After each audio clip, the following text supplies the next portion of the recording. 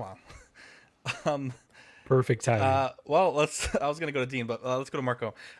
Marco, I have been playing NCAA 2025 all day and all night, and it's incredibly addicting. And it's funny because I joined one of the Facebook groups for the game because I haven't played a modern Madden football game, like a new one, in years. And they really don't explain anything. Like they just throw you in, and there's all the new concepts, and like I have no clue. But it in the group, there's a lot of people that are like, man, this game is so hard, and it's like, well, maybe you just lost the touch. And I felt that way this week working on this custom Stranger figure. Dean, I'm sure you remember, but back when we first started That's doing the not where I show, expected this to go, but that's a okay. hard left. That's yeah, because I could tell I was losing interest of you guys. Um, I used to do a lot of custom figures all the time, like pretty much like maybe every month a different custom figure. And Dean, I feel like I've lost my touch. I feel like I've lost my touch. Trying to get the fucking feet in the boots, right? Like I thought I bought a set of boots that had the little ball joints inside. No, they're definitely empty. Bro, this shit took me like 2 hours last night to get these fucking feet in these boots, and they kept like twisting as I was putting them in. Big pain in the ass. And I feel like I've lost the touch, bro. Is his boot too big for his feet? Apparently, and they said they were for Fison, and I'm like, bro, there's no way I can get these because the Fison feet don't. They're just like one piece. They don't bend, which is weird. The whole fucking figure bends, but the fucking feet don't. And so I had to use a different pair of feet, and it was just awful. It was terrible. And I got it at the end, but I feel like old Zach would have gotten it done the first try, not the 100th try, and almost got second-degree burns on my fingers from hot water. Jesus. Well, It's terrible. You grow as a person and you change. In many ways. I was going to say you should probably just quit then, but Dean's message was a lot more positive. Wow, holy shit. Wow. How dare you, Ben? This That's not what we do. What You the know, hell, Ben? you know. Ben's a bad person. Do you ever use Uber Eats? Yeah, I think so. Victoria does, yeah. See, remembering about Uber Eats makes you forget other stuff. So, like they said, so maybe that's what you forgot. That's how to. Well, what did you forget from Uber Eats? I wish I could tell you. I forgot. Oh my god. He was on a diet. Wow! How dare you? You're a bad person, and you will die alone. The two people Jesus. are the bottom of the barrel. These two guys down here, just Bottom shelf, terrible bro. humans. Yeah, the bottom nut. Just scum nut. One day, I pray that we're gonna start this show without talking about that shitty acolyte figure. One day. One day. We'll get there. We'll get there. Jesus. It won't be for a while, but we'll get there. It's his. Are you an angel? What? An angel. I heard the deep space pilots talk about them. They're the most beautiful creatures in the universe.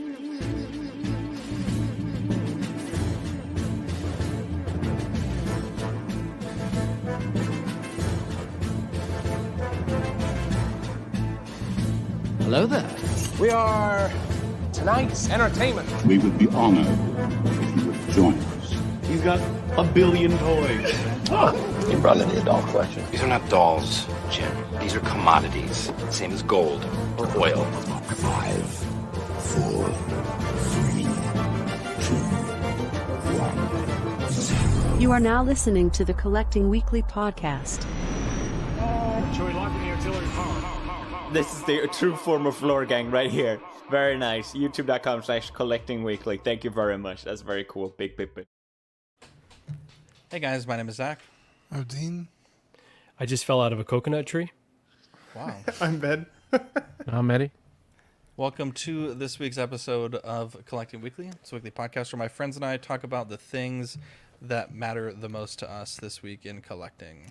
That's right. We want to thank everyone out there watching, whether you're catching us live, catching us on the replay, wherever you're listening to us on YouTube or Spotify or SoundCloud, wherever the hell.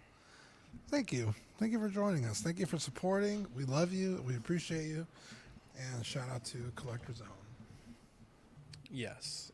We have a great show for you guys tonight. Less stuff than last week, but we do have some firsthand experiences to share. from at least Marco. Eddie, you didn't go to STCC, did you? No, I didn't. Thank you for Yeah. bringing that up. Yeah, sore subject. Thanks for bringing that up. Oh, I didn't know. I'm sorry. I Is it just sore? I I don't didn't. know. I'm sorry. I did hear that Marco didn't- went to a Comic-Con, though, at one point. So, just saying. Yeah, I hardly ever talk about it, but I did go to Comic-Con. So. Yeah. Wow. I didn't mean that in a bad way. But Oh, Dean, it was we a joke. have. You're good. Oh, okay. I felt terrible. I was like, I didn't know. I didn't know. There's a lot of brown people in those photos. I couldn't tell. Dean, we have a very special segment. Actually, time out. Before we get started, we have a giveaway tonight. It's our 10,000 giveaway, donated and sponsored by Big Ol' Fern. I have closed the entries for that at the beginning of the show. So we will do. Unfortunately, I really wanted to do DuckDuckGo, but I thought it was under 150. It's under 100. So we're gonna go with random.org. You have a week to claim your prize if you win. That'll be about the 2/3 of the show, probably right towards the end. Yeah, so appreciate you guys being here. But Dean, we have a very special segment that we kick off all of our best shows with. Yeah, you guys ready? Yes. It's new this week. Yeah. What'd you get new this week? I got a beautiful figure in the mail from Patrick, one of our fellow Ox divers. He sent me this, like a SWAT military guy.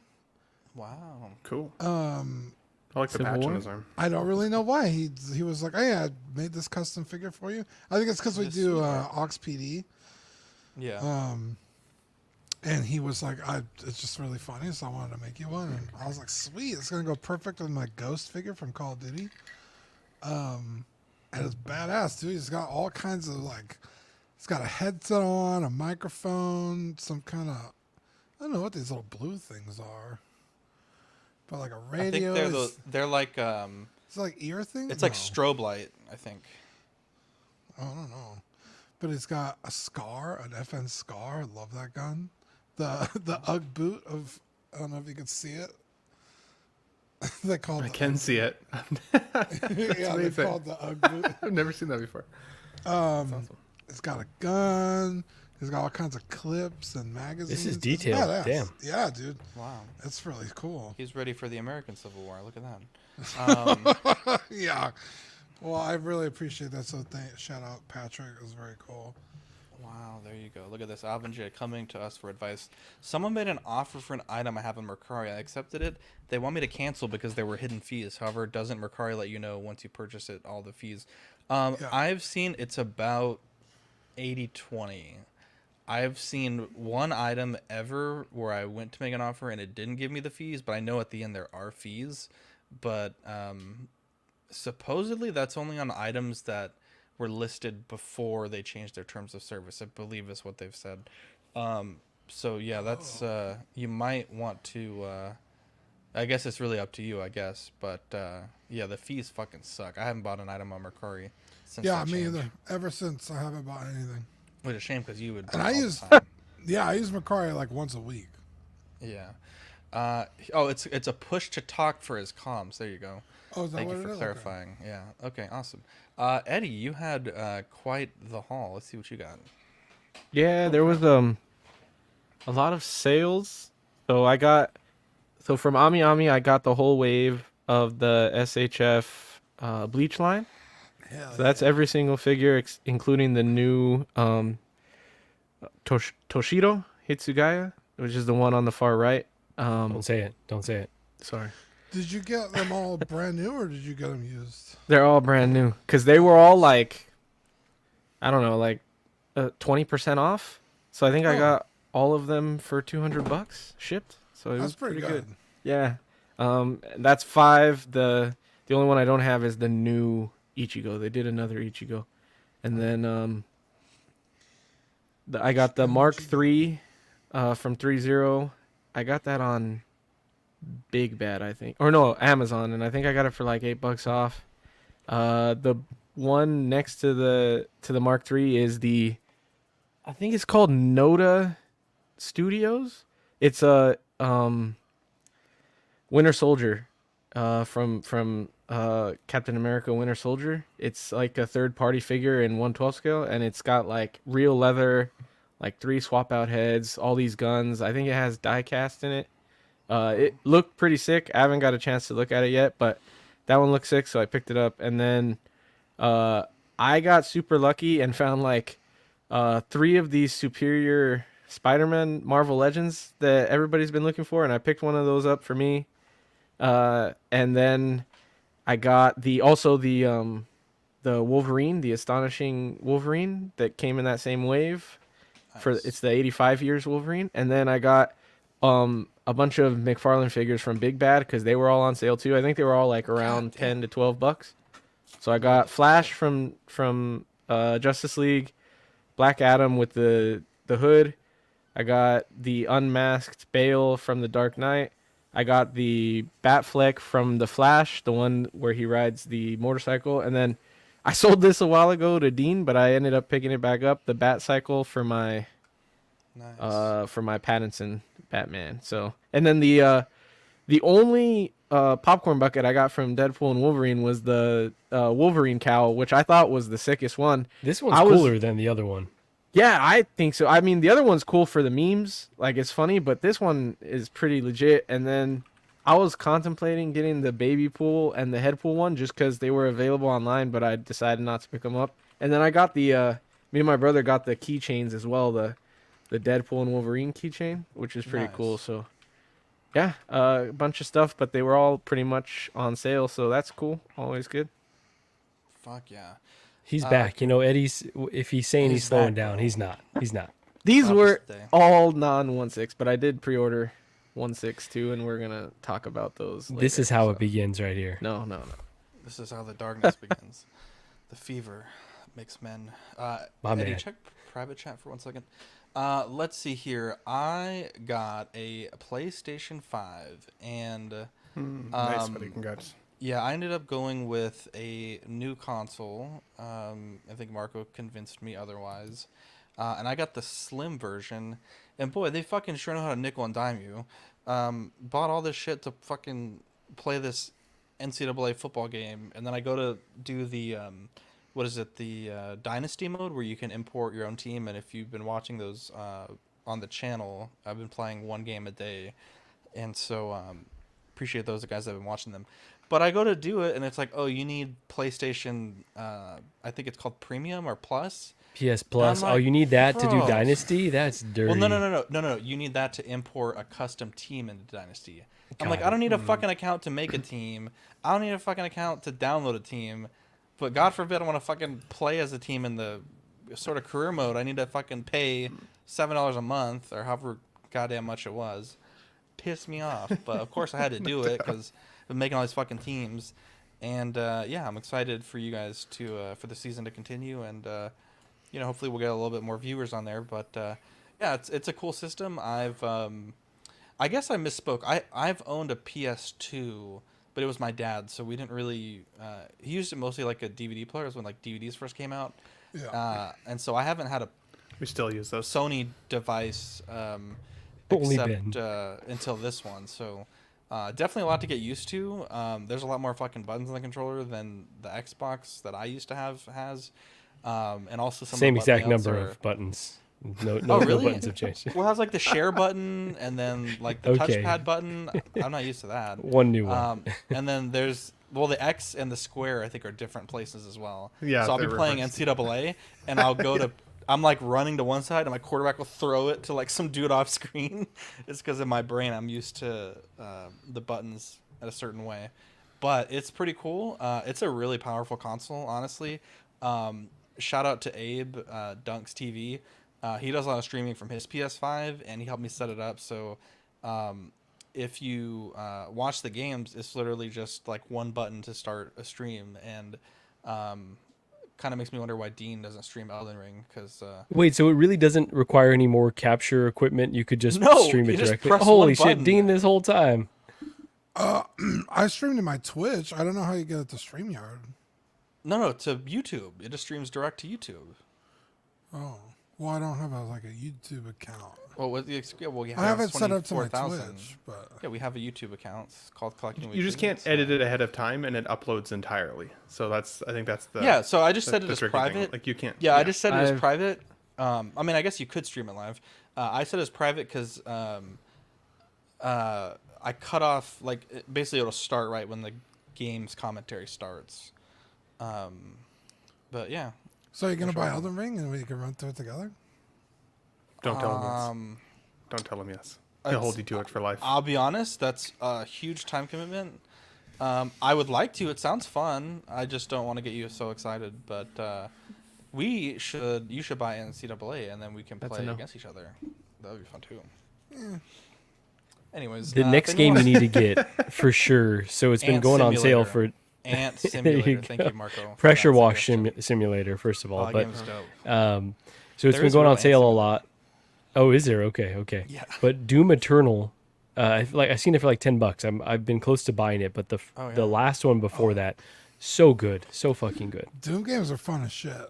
They're hard, man. Mouse and keyboard, but yeah. Also, it came with a free game, which I thought was pretty cool. It's like this little rocket robot man, and Vivi loves it. I don't know what it's called. Astrobot. Put some respect on his name, fool. Robot man. I didn't realize there was a PlayStation Slim already. Oh yeah, everything is slim these days except for me. Jesus Christ. It's and it was like cheaper than the regular one. And it's fucking huge. The Pro's coming out soon, bro. The box is so this thing is tiny. It's honestly almost reminds me of the old the original Xbox in size. It's tiny, and you can even make it smaller. You could take the disc drive out too. It's crazy. Yeah. Well, I mean, even compared to the box of the game, I could see how small this is. The original PS5, which is the one I have, it's massive. Yeah. It's ridiculously huge. Yeah. That's what she said. So anyways, I have PlayStation Plus. So if anyone wants to friend me, it's Oxfather. Send me a friend request and would love to play. Oh shit! Spider-Man 2 is the free game of the month. Is that? Do I have to sign up to Game Pass or No, if you have PlayStation Plus, you could just download. You've got to get the next tier up though, because you probably have the basic like I do. You've got to have a more premium tier. So, to your point of nickel and diming. Is it the free game or is it on PlayStation? How do I do that? What do they call it? I don't really know anything about this. Can I do that from the PlayStation app? Because there's a thing where you could play games for free, which is the ultimate one. But every month they give away 3 games for free. What the fuck? So, let me see what's. I guess where do I go to do that? Because I've never had a PlayStation before, so I don't really know how this thing works. It says $50 for premium.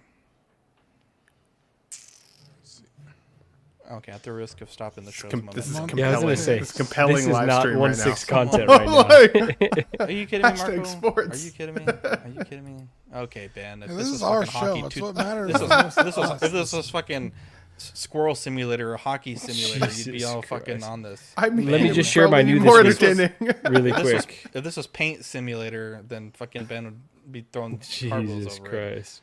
Yeah, this is Ken from Iconic. So I haven't opened them yet, but obviously companion piece to Ryu. Who knows? Are they still doing 1/6 figures? They're real quiet right now. So they've been doing I'm a lot excited of to see this one. But auxiliary stuff like board games and not card trading cards, but collectible card games, I guess. Yeah. Yeah. So it's I don't know. I feel like I don't want to say that's kind of messed up, but I don't know. I feel like maybe there's some steam that's been lost there.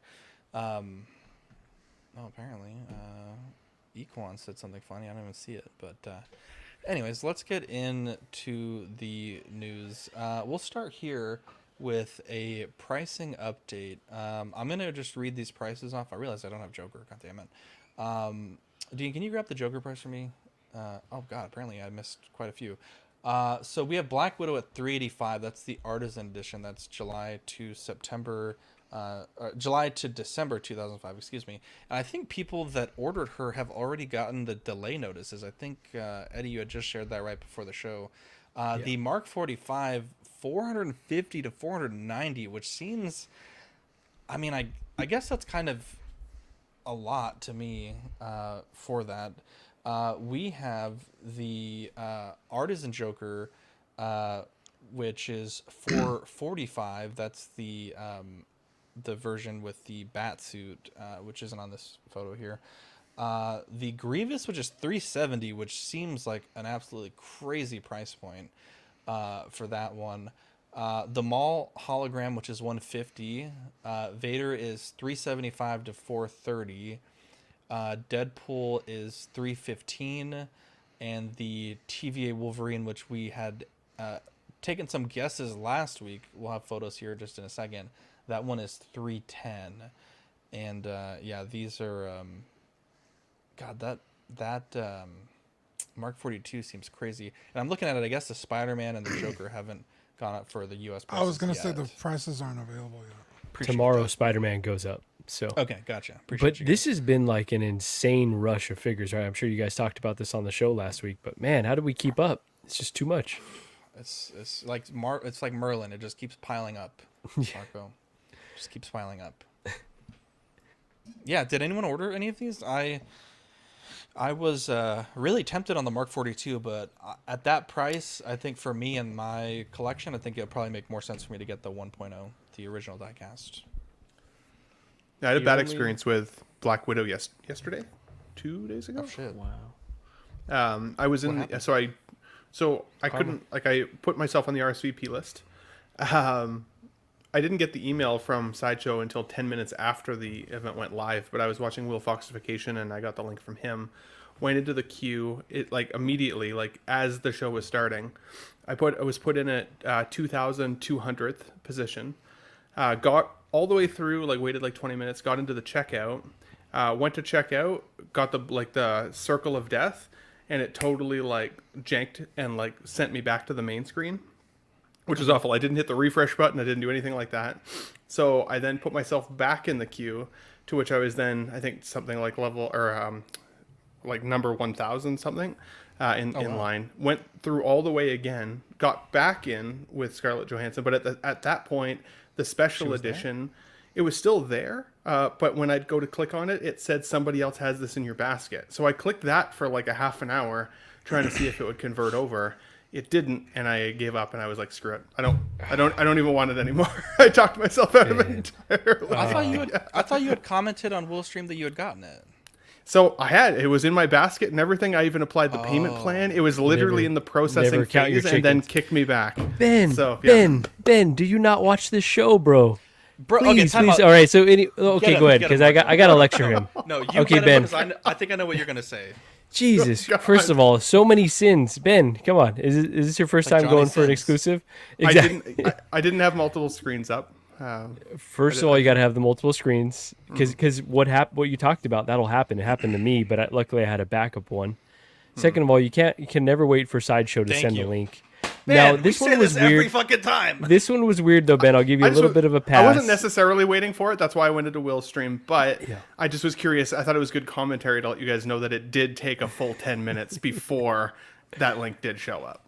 But, sure. Yeah. So that was the weird thing, right? So, but you got to be, in these groups that everyone's going for them, so you can communicate with each other, right? So you did the right thing by going on Will's stream, because this one was glitching out and it didn't send you to the queue directly like it normally does. So I'll give you an excuse there. But last piece that I have to scold you on, the payment plan, you could do it afterwards. So just worry about getting the figure, and then you can apply the payment plan That's afterwards. good advice. So don't fuck with extra steps.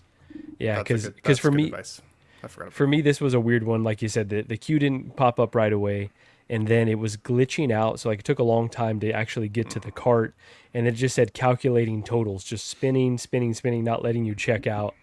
And then finally, when you go to check out, it took a while too. So this was very glitched, but it seemed to stay on the site for a long time too. So it did stay on the site for a while, because then I checked on it 3 hours later and it was still up, which I was shocked about. At least the regular, or I want to call it the limited edition, not the special edition, was up. But even still, once I saw the Canadian conversion on the price, that also deterred me a little bit. I will admit, once I saw that well over $500 Canadian, I was like, fuck, I don't know if I need her that bad. So there's so many other cool things coming. So I said no. I will say, I waited for the Sideshow link. I had none of those issues. Here we go. And I bought it easily. He's like the golden child. He's the golden child. I know everybody was preying on my downfall this week because of my strong words last show. When they come for the king, I didn't have. I also used my phone and only used one tab or one window. Yeah. Someone Photoshop Eddie on the Kobe Bryant holding the Artisan Black Widow, please, right now. Eddie might just be the go at pre-orders. Who knows? Dude, our whole... so Ben, also as a heads up, you are welcome to join. We have the Patreon exclusive chat, I think is what it's called. But they all, as soon as anyone gets a lick of information, it's Ben, that's the chat. You don't want to be there. I already. I knew it was coming. I knew it was coming. I've been involved in the chat for a long time. I miss messages. I sent Marco a message on Facebook the other day, thinking I was being all funny. And apparently he'd made the same joke like 36 hours earlier. I was bullshit. Yeah, I hate to see it. Eddie, at least he responded this time. He paid for Eddie. Prayed for Eddie, rather. I tried. You'll love to see it. I hate when Eddie does these things well because I kind of want him to struggle. Because if it's a flawless, effort for him, then he calls us all the R word, and so you really hate to see it. Wow. Hey, I can say it again. It's back. Yeah, it is back, baby. Disney has blessed it. The mouse has not blessed just it. Deadpool, M&M too. So we're okay. Well, all of everyone of the M&M. Yeah, my bastion of what's okay and what's not okay. Yeah, I feel like we probably shouldn't test it. Maybe focus group it. I'll test it at work tomorrow. I'll let you guys know how that goes. I'll say M&M said it was like fine. to the mayor or something or whoever. Jesus. Anyways, let's see here. Moving forward. It's a little too late for that, but I guess like minor spoilers. I don't think these are really significant at all, but Hot Toys did announce a entirely new figure, which we had seen the silhouette last week, and then announced the accessories for the Deadpool. And we talked about this earlier, but I don't think these are really that good. You get, I guess, Baby Pool as an accessory and Head Pool as an accessory, which were the two slots that were missing. I believe the dog was shown already prior, and then you also get the harness to hold Baby Pool. But I don't really think these are critical pieces to go with this character. And honestly, I don't really think they're worth the extra cost. I've seen some people that have this figure in hand already selling just these three accessories: the dog, the chest rig, the baby, and the head for $150, and I just don't think that that's worth that price. But people are getting this figure already. It released crazy fast. So what do you guys think about these accessories? I think we've all seen the movie. Worth it or not? Get it or I not, watched it today on YouTube. Bro, the quality was excellent. It was crazy. It was 1080 for sure. So it was really funny because earlier in the day, the 2-0, shout out Eric, sent a link on Twitter of the movie, and it started playing, and after like 10 seconds, it turns into like a 2-hour Rickroll. Rickroll, I've seen that one. I was like, all right, very funny. Fuck you. And shout out LimeWire. I used to do that all the time. So I opened up my YouTube, and it's like Deadpool full movie. I was like, I really don't want to get Rickrolled again, but it's worth the shot. So I opened it, and I clicked through the whole video. I was like, this looks like it's the whole fucking thing. So, I watched it on YouTube. It was crazy. And then it got taken down like immediately after I finished watching it. This is me complaining just for the sake of complaining. The audio was a bit blown out, but yeah, sometimes it was. So I went to, I saw it with my good friend Clifford, and he has a disability. And during the movie, like in a very critical scene, I had to step out with him just for a minute, and I was like, "Fuck, dude, that's like the most important scene of the movie." And thankfully, I was able to rewatch that one scene. So. I was asking Mark. I was like, "Bro, I need to ask you what happened because I fucking missed all of that scene." Hopefully, it was during the R word scene. No. Thankfully, he was telling me, and I was like, "Bro, stop! Just give me 2 minutes." Oh my god! It was a scene right afterwards. But so back to these accessories, though. Back. Well, that's why I wanted to preface this with like I finally saw the movie, and then The dog I understand because he interacts with the dog quite a bit in the movie. But he never wears the baby. In fact, I don't think you ever see the baby in a chest rig. It's like sitting on a fucking dumpster or something. Yeah. And then Headpool is in the movie, but like, yeah, it's not. It's like a couple sentences maybe. So I don't feel the need for at least those two accessories. Now, the one thing I was really excited about was the gold guns.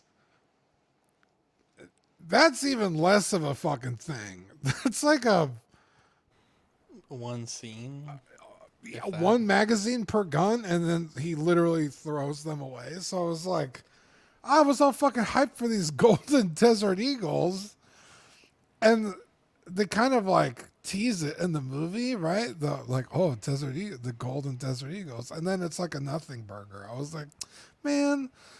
So now I feel like I could save a bunch of money and just get the regular like bottom of the barrel Deadpool, and I'd be okay. And I can save a bunch of money and get my old figure back, and well, I'll be happy. Be fantastic. Or you can make another stranger. But so, wow, how dare you? In terms of hate these you guys. accessories, You know what? Who needs enemies with friends like this? I'll tell you that much, America. But I think Bob Dylan was kind of alluding to the same thought that I had, that this is probably one iteration, and they're going to have another either battle damaged or another version of this with maybe some cool accessories that we talked about. No spoilers. So this is one that I definitely want. I haven't pulled the trigger on yet because I'm doing that same calculus. Like, do I need that base and the golden guns? And it feels like I don't, but it does look pretty cool with the golden guns. But you're talking about, $50, $60 difference, sometimes more depending on where you go. So it's a tough calculus. I'm just not sure yet, and kind of waiting to see if they do another version. But I think this one is limited, right? We've got maybe 20 days left. So I just hate they force your hand, right? They're just like, give us all of your money right now and worry about it later. So I'm definitely stressed out about it. I haven't been sleeping. But yeah, it's one that I want, but just not quite sure the direction to go in yet. You guys are lame as hell. The way, thank you. How much he builds up the guns makes them cool. He doesn't use them very much. He uses them for a pretty cool action scene, actually. But like, yes, he doesn't use them for very long, but just the build-up for the gold guns is pretty funny. So I feel like for that meme, if you love the movie, you should have the golden guns.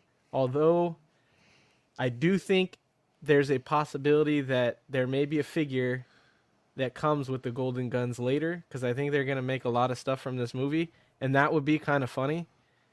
Because, like, especially if it's just like a regular release and it has the golden guns, then you could just give him the golden guns, Like, I think that's a strong possibility. Anyway, the baby and the Headpool are kind of lame. I think Dogpool is really funny, or Mary Poppins. Just all of those scenes with the golden guns and how he gets them, and the Dogpool scenes were hilarious. And so I would want them for that reason. But Baby Pool and Headpool were like whatever. I'm guessing the carrier might have been like a deleted scene or something, and that's why they made it. But they're kind of like not worth it at all. But it's really funny because I think we were all pretty damn sure one of those was going to be a head, especially because the Headpool box looked like another portrait box. So I was like, there's no way that it's not an unmasked head, and it's not an unmasked head. But it's still cool. The reviews for the figure look insane. It looks like a decently upgraded figure, and I really want it, especially after watching the movie. But there's definitely at least one accessory that I told you guys about that I need.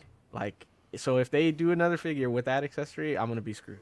Wait, put it in the private chat. I'm curious. Wow. And really quickly, go ahead, Zach. All of our reactions to this figure. So no head?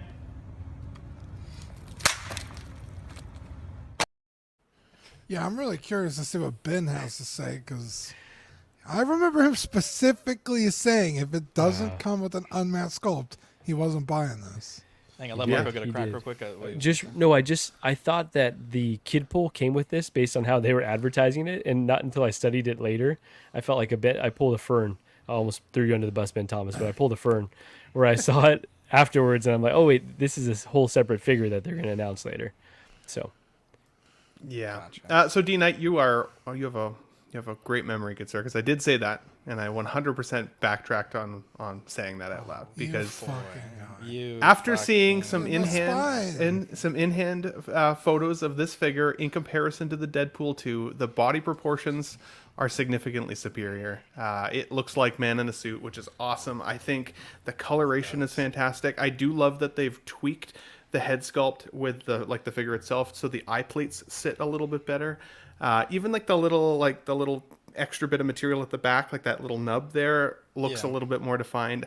I like that they gave him like the separate neck and headpiece as opposed to it all being one attachment. Like you hated that. You were talking at first. I did, about that. but when I got a chance to see how that articulates and the expressiveness you can get out of Deadpool with a head tilt, I was like, I'm sold on that. To be honest, I think that made it a win for me. So I did get this because I want to see it next to my Deadpool 2 figure.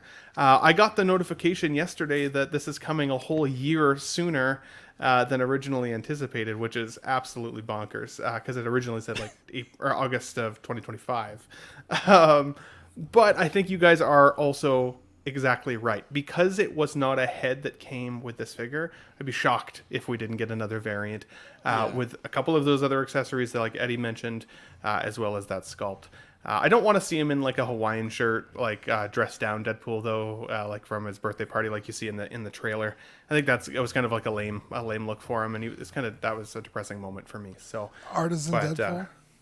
There was those rumors of some of the variants, and I feel like none of those, even like the Ladypool, like they're kind of nothing burger characters. Like I don't know, at least for me. Also, during the movie, I did notice this. Perhaps if you guys see it again or if it gets uploaded to YouTube. But the color of the leather on his mask, I swear, because I remember people complaining about this, it's different than the color of the leather of his suit. And it was driving me crazy in the whole movie. And again, maybe it's just, maybe my eyes aren't what they used to be, but I think Hot Toys may have gotten it right on those other figures where they had the miscolored head to outfit. And I'm pretty sure you were bugging Clifford the whole time watching this and like, it doesn't match. And Clifford was like, shut the fuck up. Oh, I was the one.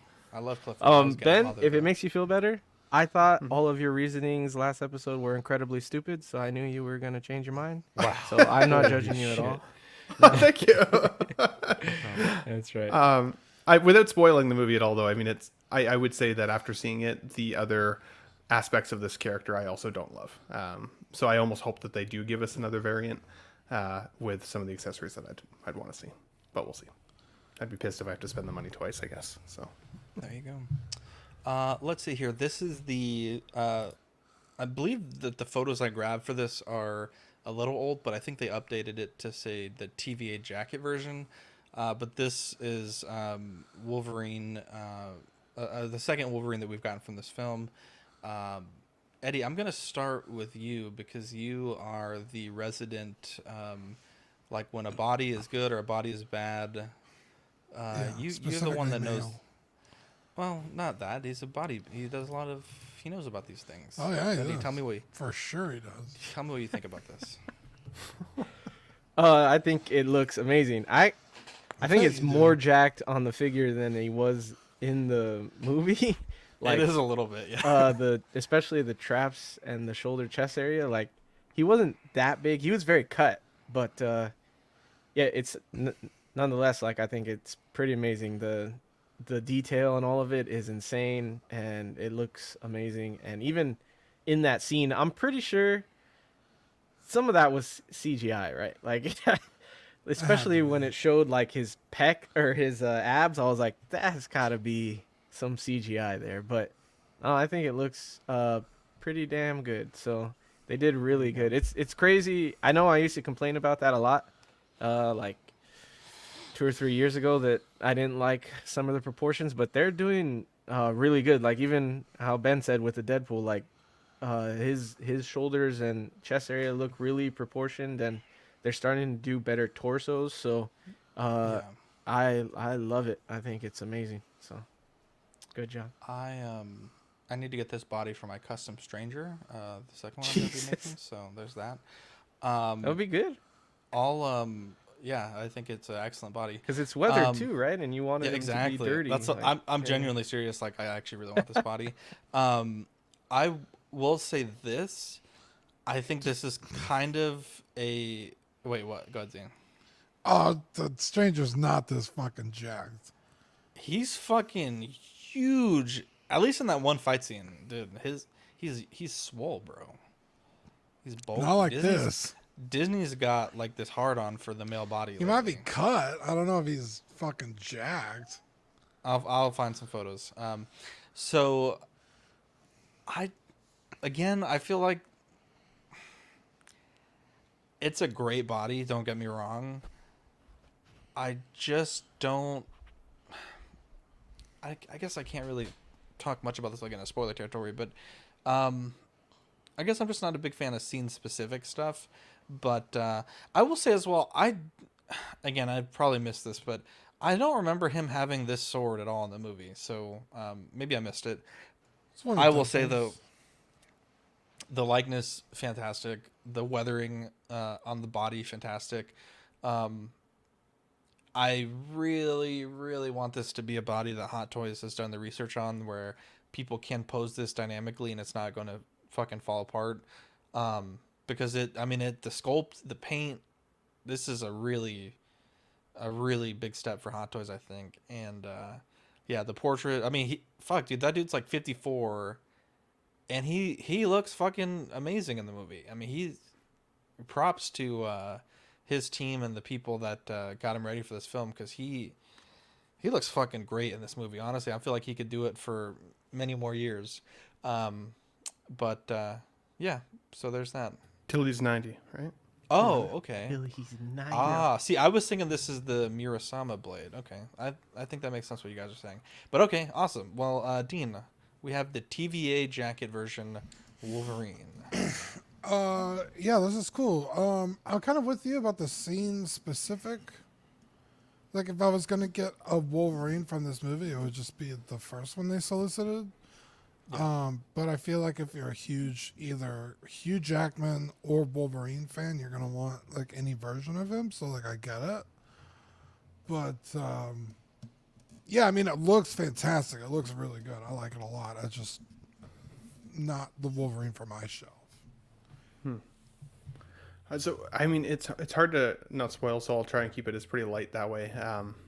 With regards to my thoughts on this, I at first wasn't totally sold on this, because I was like, I don't know why I would want kind of like a half naked version of Logan. I mean, like, yes, he's impressively sculpted, both in person and in this figure. The body does look amazing, but that's not necessarily how I'd want to display him. However, it is a pretty key scene of the film, without giving anything away, where you see him like this. So I'm like, okay, I think then I could see the appeal of it even more. But then as a result, I think he's actually missing a key accessory with this figure.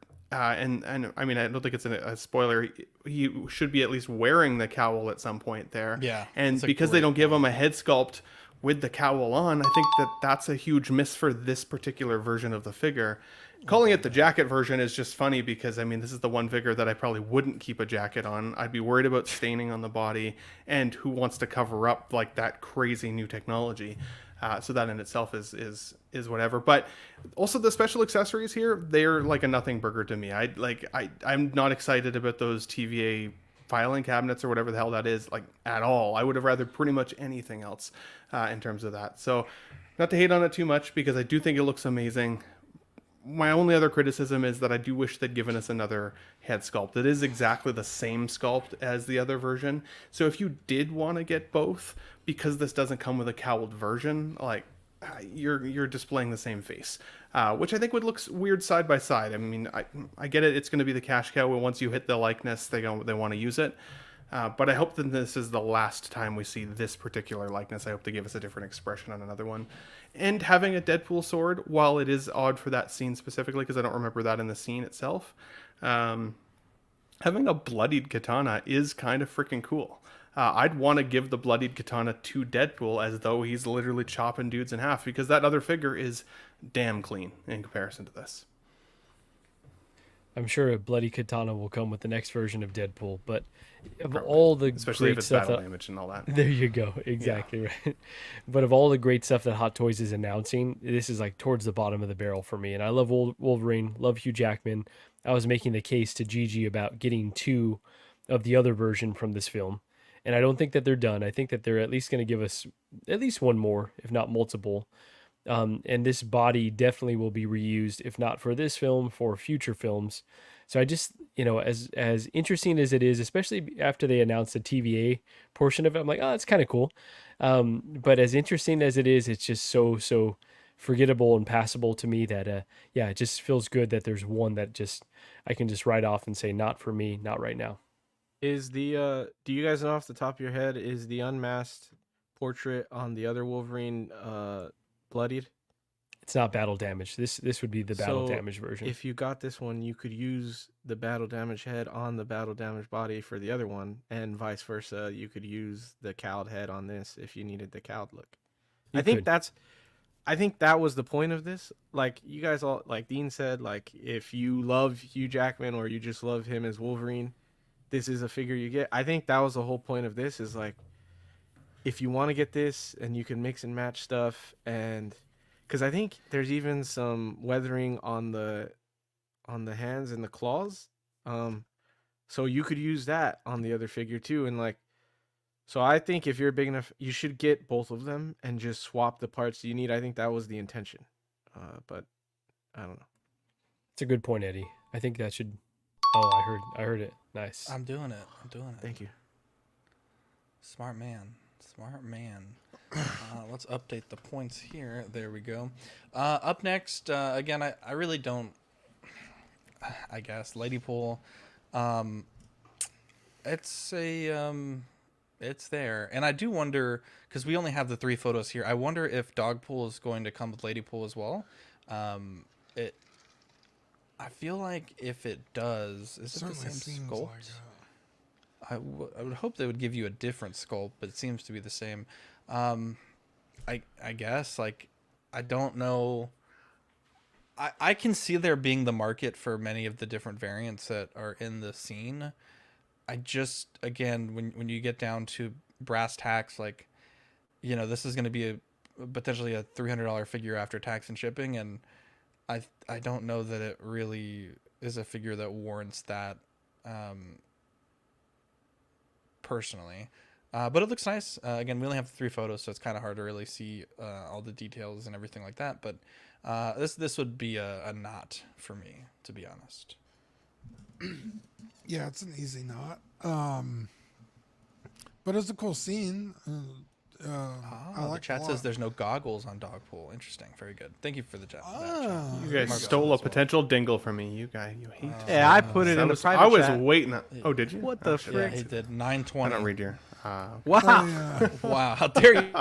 If it was 420, Ben would have paid attention. Wow. Wow. That's good. You're not wrong. Jeez.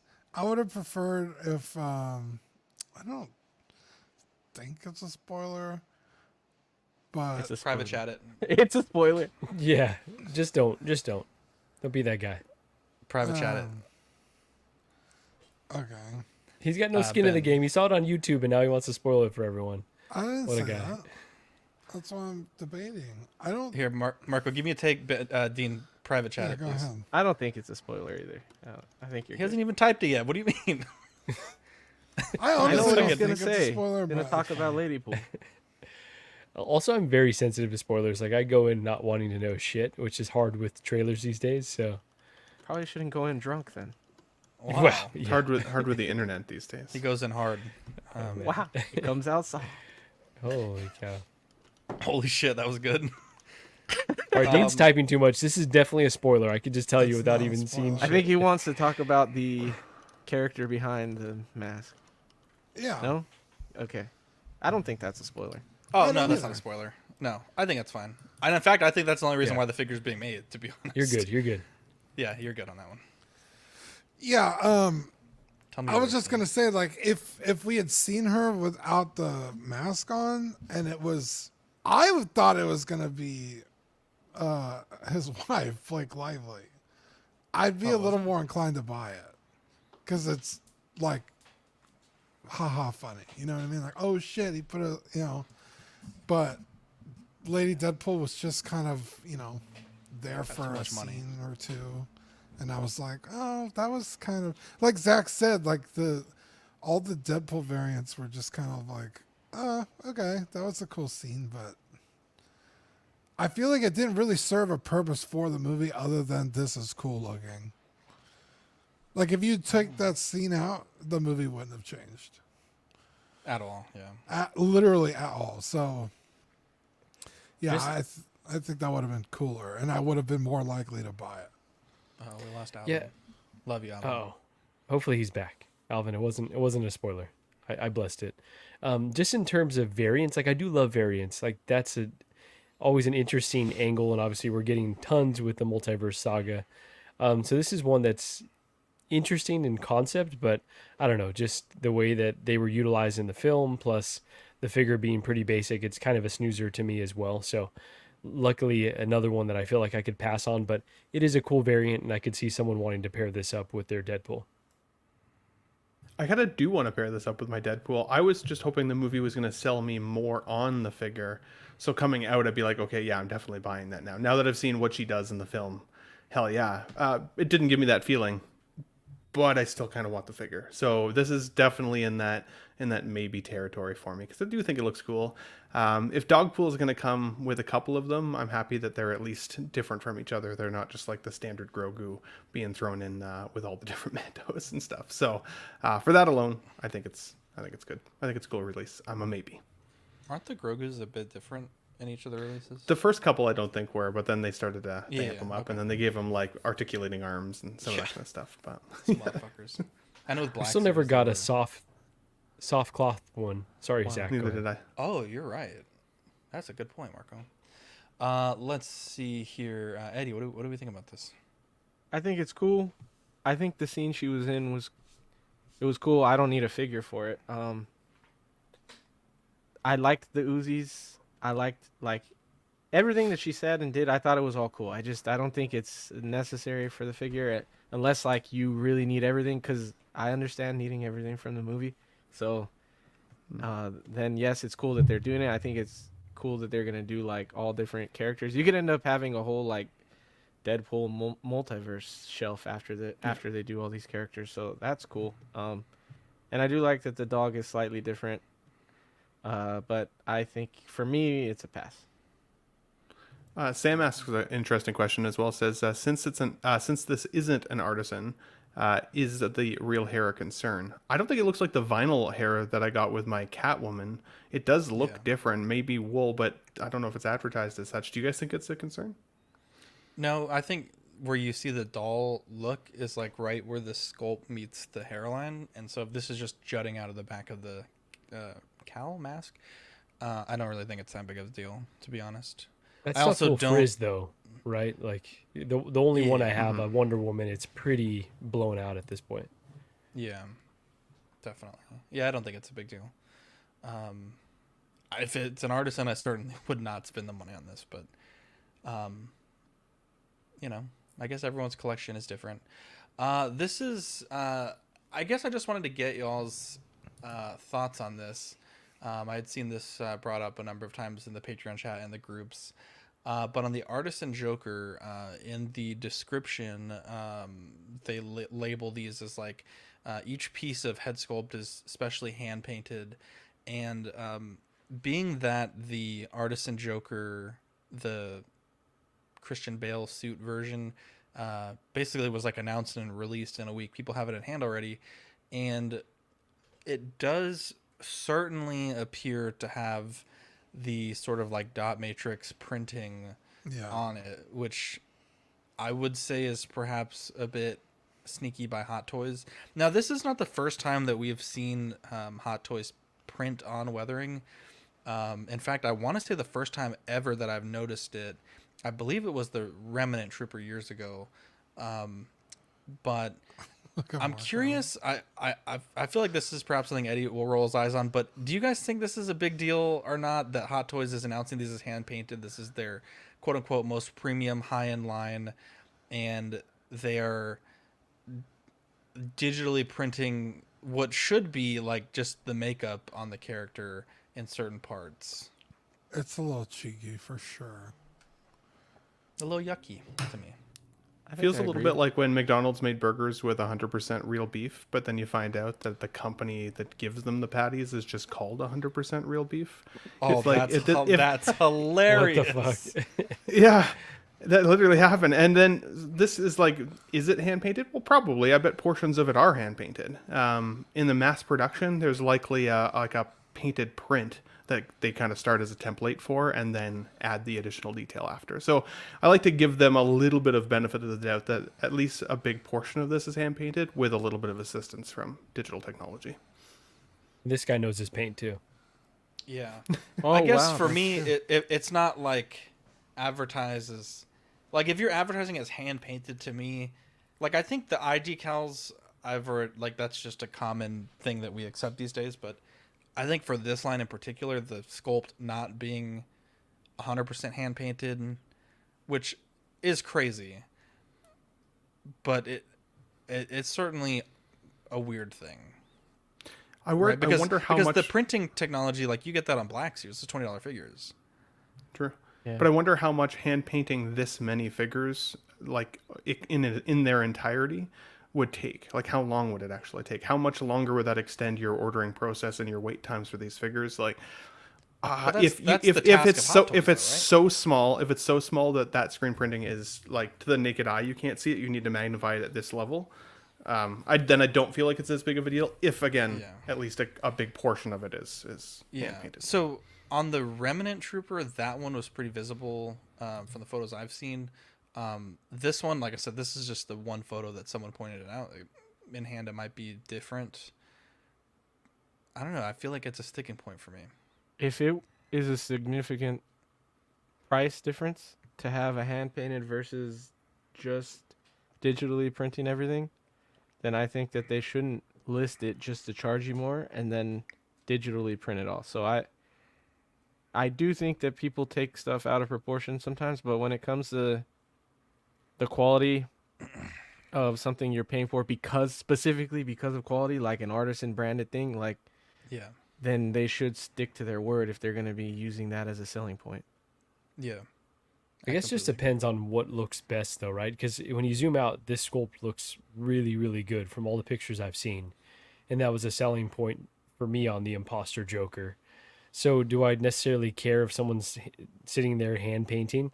I was looking at my InArt sculpted Joker because I was like, this has to be, printed using similar processes, right? It doesn't look like someone sat there because from all the Jokers I have plus ones I've seen online, there doesn't seem to be a huge variation with the painting. So there's got to be a way that you make the process streamlined and just kind of replicate the same thing over and over. So if I'm not seeing this pixelation, unless I'm like this close to the sculpt, it's not a big deal to me. Interesting. Okay. It's about 50-50 split on the panel. Okay. I just want to get some thoughts. I thought it was interesting. Let's see here. Up next, we have the Sideshow Con. So I have the 2024 booth gallery here. We can go through, and anything you guys want to focus on, we can do that. But just looking at it at the macro level, we have photos of the new Deadpool figure with the additional accessories, the diorama base, the gold Desert Eagles head pull, and the baby Deadpool. We also have the Ahsoka series stuff, which I believe the Death Trooper, perhaps we haven't seen before. Correct me if I'm wrong. But I know we've seen the Ahsoka sidecar before. So there's that. We saw that Death Trooper. The first time it didn't have the skull. The second time it did. But we've seen it. Gotcha. We did get our first look at the Clone Commando. So this is different from the Imperial Commando, which had the gray stripes on the armor, which is interesting. We also got to see the 501st Utapau Clone Trooper, which I feel like Howard's paint box might be missing an orange because this fucking figure was announced like 3 years ago for the Obi-Wan Kenobi's Legion. That's what so there's... I'm confused about, Zach. Because they had another Utapau clone, and it was also blue and white, and I was like, the Utapau troopers were, wasn't it the 212th? Yeah, it right? was the orange. Cody's? Yeah, correct. Yeah. So why are they blue? Because his paint box doesn't have the colors. We also got hard case, which kind of bothers me that the blues are so different on these two figures. Just from there to there. Well, apparently not. So, yeah, It is annoying that they're showing a second Utapau trooper when they haven't like, released the bro, first one. Release the first one. Yeah. Yeah, so there's obviously a number of things here. I think the Clone Commando is kind of funny. We literally just got the Imperial Commando, and everyone was like, "Oh, I wish we had the all-white version." And then now that one's sold out, they released the all-white. Which that I one just was think also is silly. limited, wasn't it? Yeah, this one might be a regular release, I think. It could be. Hopefully. Yeah, that's a good point. I'll give you a dingle for that. That would be Dean. It's Dingle, Yep. I think. Yeah. We also got to look at the Grievous, which, boy, the shelf presence on that one's going to be a fucking ham sandwich and a half, I think. But yeah, I wonder because, Marco, you went to the con, and I've seen people discussing this today. Obviously, Sideshow said that this is just how they're going to do it from now on, but is their presence missed at the convention? Oh, 100%, because there's just significantly less 1/6 representation without them there. And, you know, they'd bring statues and stuff too. So they were a big part of the con. Like, they were a big must-see right when you walk in through one of the main entrances. So from a figure collector perspective and just from a collectible perspective, they're definitely missed. But I do understand why they don't go to the con. Because the space alone is expensive, but now, you know, that I've gone a few times, I don't know if I've mentioned that I've gone to Comic-Con, but haven't heard there's a... Yeah, I don't really speak about it often, but the hotels are so expensive, transportation's expensive, dining's expensive. So if you're going to bring so much staff, I get why they're just better off. Like, we'll just put it online. It's going to, you know, directly link to these figures. So I don't begrudge them for missing out, but it seems like this is just their path forward, moving forward. It's just way less cost for them. Yeah, and I believe they were a title sponsor as well in the past, so they obviously would pay to have their name featured on a lot of the branding more prominently, from what I've heard. This is pretty cool. Gandalf the White 1/10 scale. This is coming home, baby. This is coming. Oh, you can order it now. What does this cost? Elms Deep. That's RSVP. Okay, well, I'm not gonna do. Oh, I'll just do it right now. Yeah, yeah, there was some interesting discussion on that on the group. Some people were upset. Some people understood. Because it was so awesome to see all the Hot Toys prototypes. That was the first Comic-Con that I ever went to, and I was just geeking out, right? They had the N1 Starfighter there, and I was like, this is such a cool experience that we'll never get again. Like, we obviously got to see InArt's prototypes, but to see just, like, cases and cases of Hot Toys prototypes, I guess we're never getting that again. Not here in the States, it doesn't seem like. I wonder as well if there's an aspect to it, like, when it's on display, you can't control the messaging as much, right? People can take photos from all the angles. You're kind of limited by the lighting that's at the convention. I wonder if that, because these obviously they're taking these photos in a somewhat professional manner, and I wonder if that plays a small role in it. This Luke, no, that's a great point. Yeah, the Dark Empire Luke is dope. That's a great point, Zach. And a lot of these are prototypes, right? So I have a video from that con of, I think it was a Loki figure, and he basically just fell apart. Like, not as bad as the Justin clip that you play, but it just fell apart in front of my eyes. And I was like, okay, these are prototypes. So it's a little bit easier to control. I think that's a great point. They got Pike, bro. That's cool. Yeah, these are yeah, we'll move on. Or does anyone else want to take a crack at this? Other than that, it's cool to see all the fun stuff. This is my point when you say, like, do I need it? Do I want it? Do I need it? Can I save the money? Because all the other cool shit that's just going to come that you don't expect. Zach just bought a 1/10 statue. Love to see it. Oh, I did the reservation. It's not up for order yet. Oh, okay. Wait. I'm going to. Though. Yeah, Baby's I'm coming going home. to.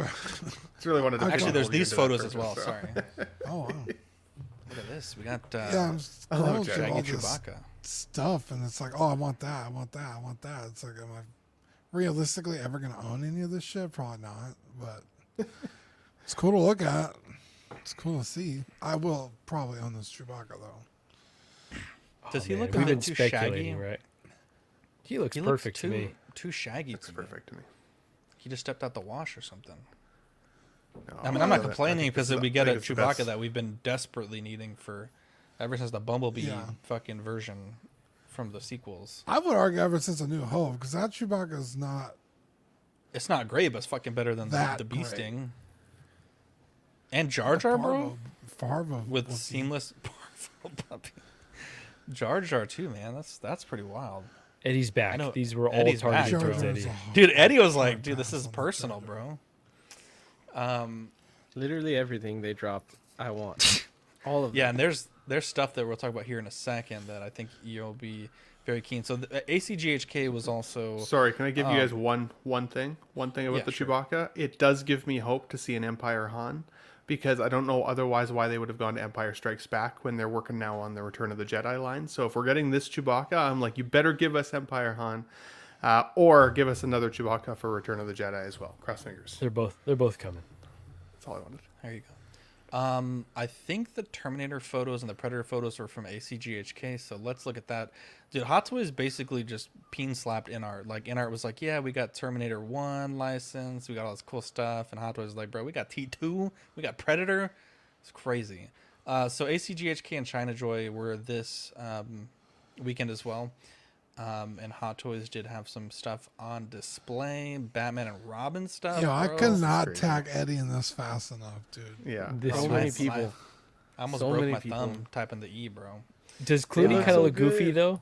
No, he looks a little great. bit. He looked a little bit too old, and from what I was seeing, still looks. I still also looks thought he awesome. looked a little on the old side too. Jorge Clooney, bro. He's got that, like, he's got a lot of lines in his jaw, and he's got, like, stubble, so I thought it looked great when they zoomed in, but Robin looks sick, dude. That Robin's Robin a Robin must. is Must have. so much better than the other He's one. missing The other his one Robin, is bro. classic, but this one is badass, dude. I This can't say one better, is different. Batman and Robin Better. is the movie, or Yeah, Batman and Robin. Yeah. Okay. Amazing. Dude, but the accessories everybody, too, man. Look at that shit. everybody was saying no Alicia Silverstone, but hopefully they do that figure, man. But yeah, they look freaking sick, dude. Come on, That's open the amazing. door for those villains. Come on. Yeah, I know that bat- Mars is doing bat these, nips are but present. come on. That's true. Yeah, Love to see freeze. We need a freeze. And Yeah. yeah, definitely freeze. We got Kid Poison Cool Ivy. on display. A figure that I don't think anyone wants, but there's that. Some of the 1-to-1 scale stuff we didn't talk about last week because realistically, probably only Dean has the money to buy these. We have the Deadpool shown there. The Wolverine looks, bro, honestly, I love it. amazing. Yeah. yeah. Although I kind of wish the cow wasn't spoiled by the figure because, you know, we got the Artisan Spider-Man and Black Widow on display, and she looks beautiful. good. She's So good. Ridiculous sculpt. Imagine was missing out someone- on this one because you didn't know the process. There was Imagine that. someone on being in the Facebook chat. complaining that Hot Toys didn't list the materials used to make her suit, and saying that nobody, like no YouTubers were speaking about it, and like I'm pretty sure they're gonna do. It's not gonna be the Catwoman material. I'm pretty sure they would use like either what's the new Deadpool outfit made out of or a Spider-Man, but it looks like a good material here. I don't know. I could But I have don't- sworn we talked about it because I talked about the Avengers 1 flaking and shit. But we're not real Yeah. YouTubers, Dean. Oh, that's true. My bad. Yeah. Hate to see Yeah, they've upgraded those materials. Even the Wanda has like similar material that's kind of shiny, so I think they got that under control. I'm hopeful. This was kind of out of left field for me. The Hulkbuster potential reissue with USB. I think the USB is a nice touch, but is there a market for this? I mean, mechanized I guess I've been collecting too. The mechanized cockpit is pretty fucking sweet. That's a thing. Yeah, it's supposedly like the cockpit open or the chest pit. It's not the cock area, but yeah. Wow. I don't know. Cockpit, isn't that the taint? Well, I mean, I guess it's tough because we've been collecting as long as this has been available. So all the people that I know have it that have wanted it. But I guess if there are new collectors, yeah, I could see this being a when thing. you're spending $600 on an Iron Man and $500 on an Artisan Black Widow, what would this be? Maybe $1,200 now. The original was around $1,000, but maybe this is like 11, 12. But now they kind of pushed, and even InArt and J&D, those boundaries are pushed. So I could see like now, before when I first started collecting, I was like, no chance. Now I'm like, oh, if I forego 2, Artisan figures, maybe I could add this to the collection. So yeah, I think there is a market. Yeah, I remember the first one sold out, and a lot of people were upset because they didn't get it. And then they came out with the second version with the weird arm. Yeah, and a lot of people didn't like that because you had to buy the arm. You had to buy the fucking arm. So it's like, I think there's still a lot of people out there that want this figure. So That's true. I think there's definitely a market. Hopefully they improve the posing though, right? He's kind of basically just a statue. Mm-hmm. And I don't think that they will. If it has like these functions that happen automatically, I can't imagine they're very posable. I know. I would argue the Hasbro less Optimus posable. that transforms. That shit fucking has the articulation of a fridge magnet. It's just not very good. Oh my god, Marco, I want to see you talk GG into that. By the way, I want to see you talk GG into this Hulkbuster. Yeah, can you live stream? She likes the bigger pieces. That's why I don't let her go to Canada.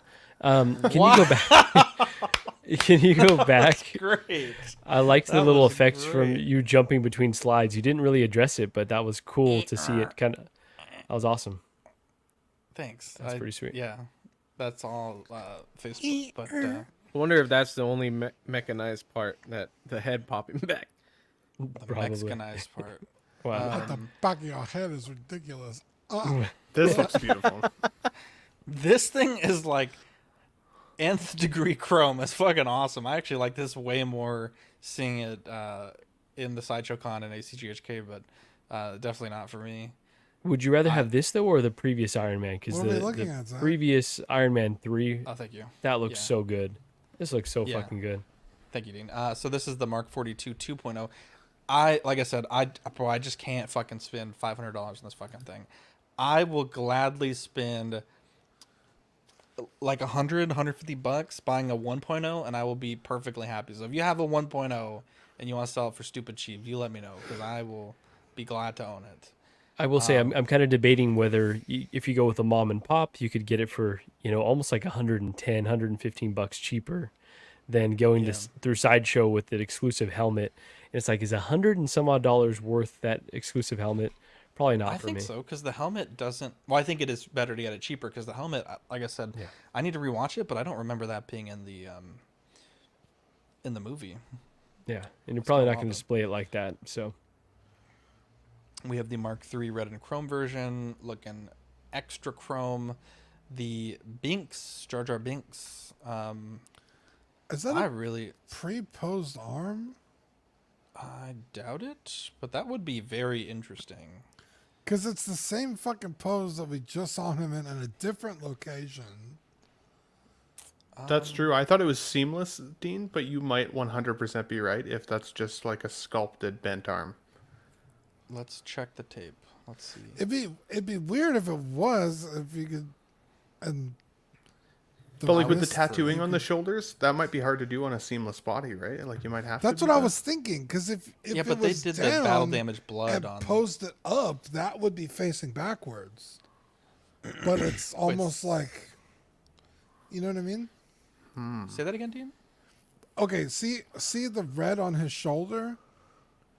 Uh-huh. If his arm was facing down like it is on his left side, if you move that arm up and out, that would be facing backwards. You wouldn't see that. That's why I'm thinking that's like a pre-posed kind of thing. That would. So it is possible that these photos here are from ACGHK. which is why they look the same. But they're in a completely different. Oh, I mean, I guess I could just move it to a new case, but. Oh yeah, maybe you're right. Yeah, it could be. Are they the same angle though? Yeah, they look pretty similar. You might be onto something, Dean, because it wouldn't twist at the bicep right there. Right, that's what I'm saying. Here? Like, it seems odd.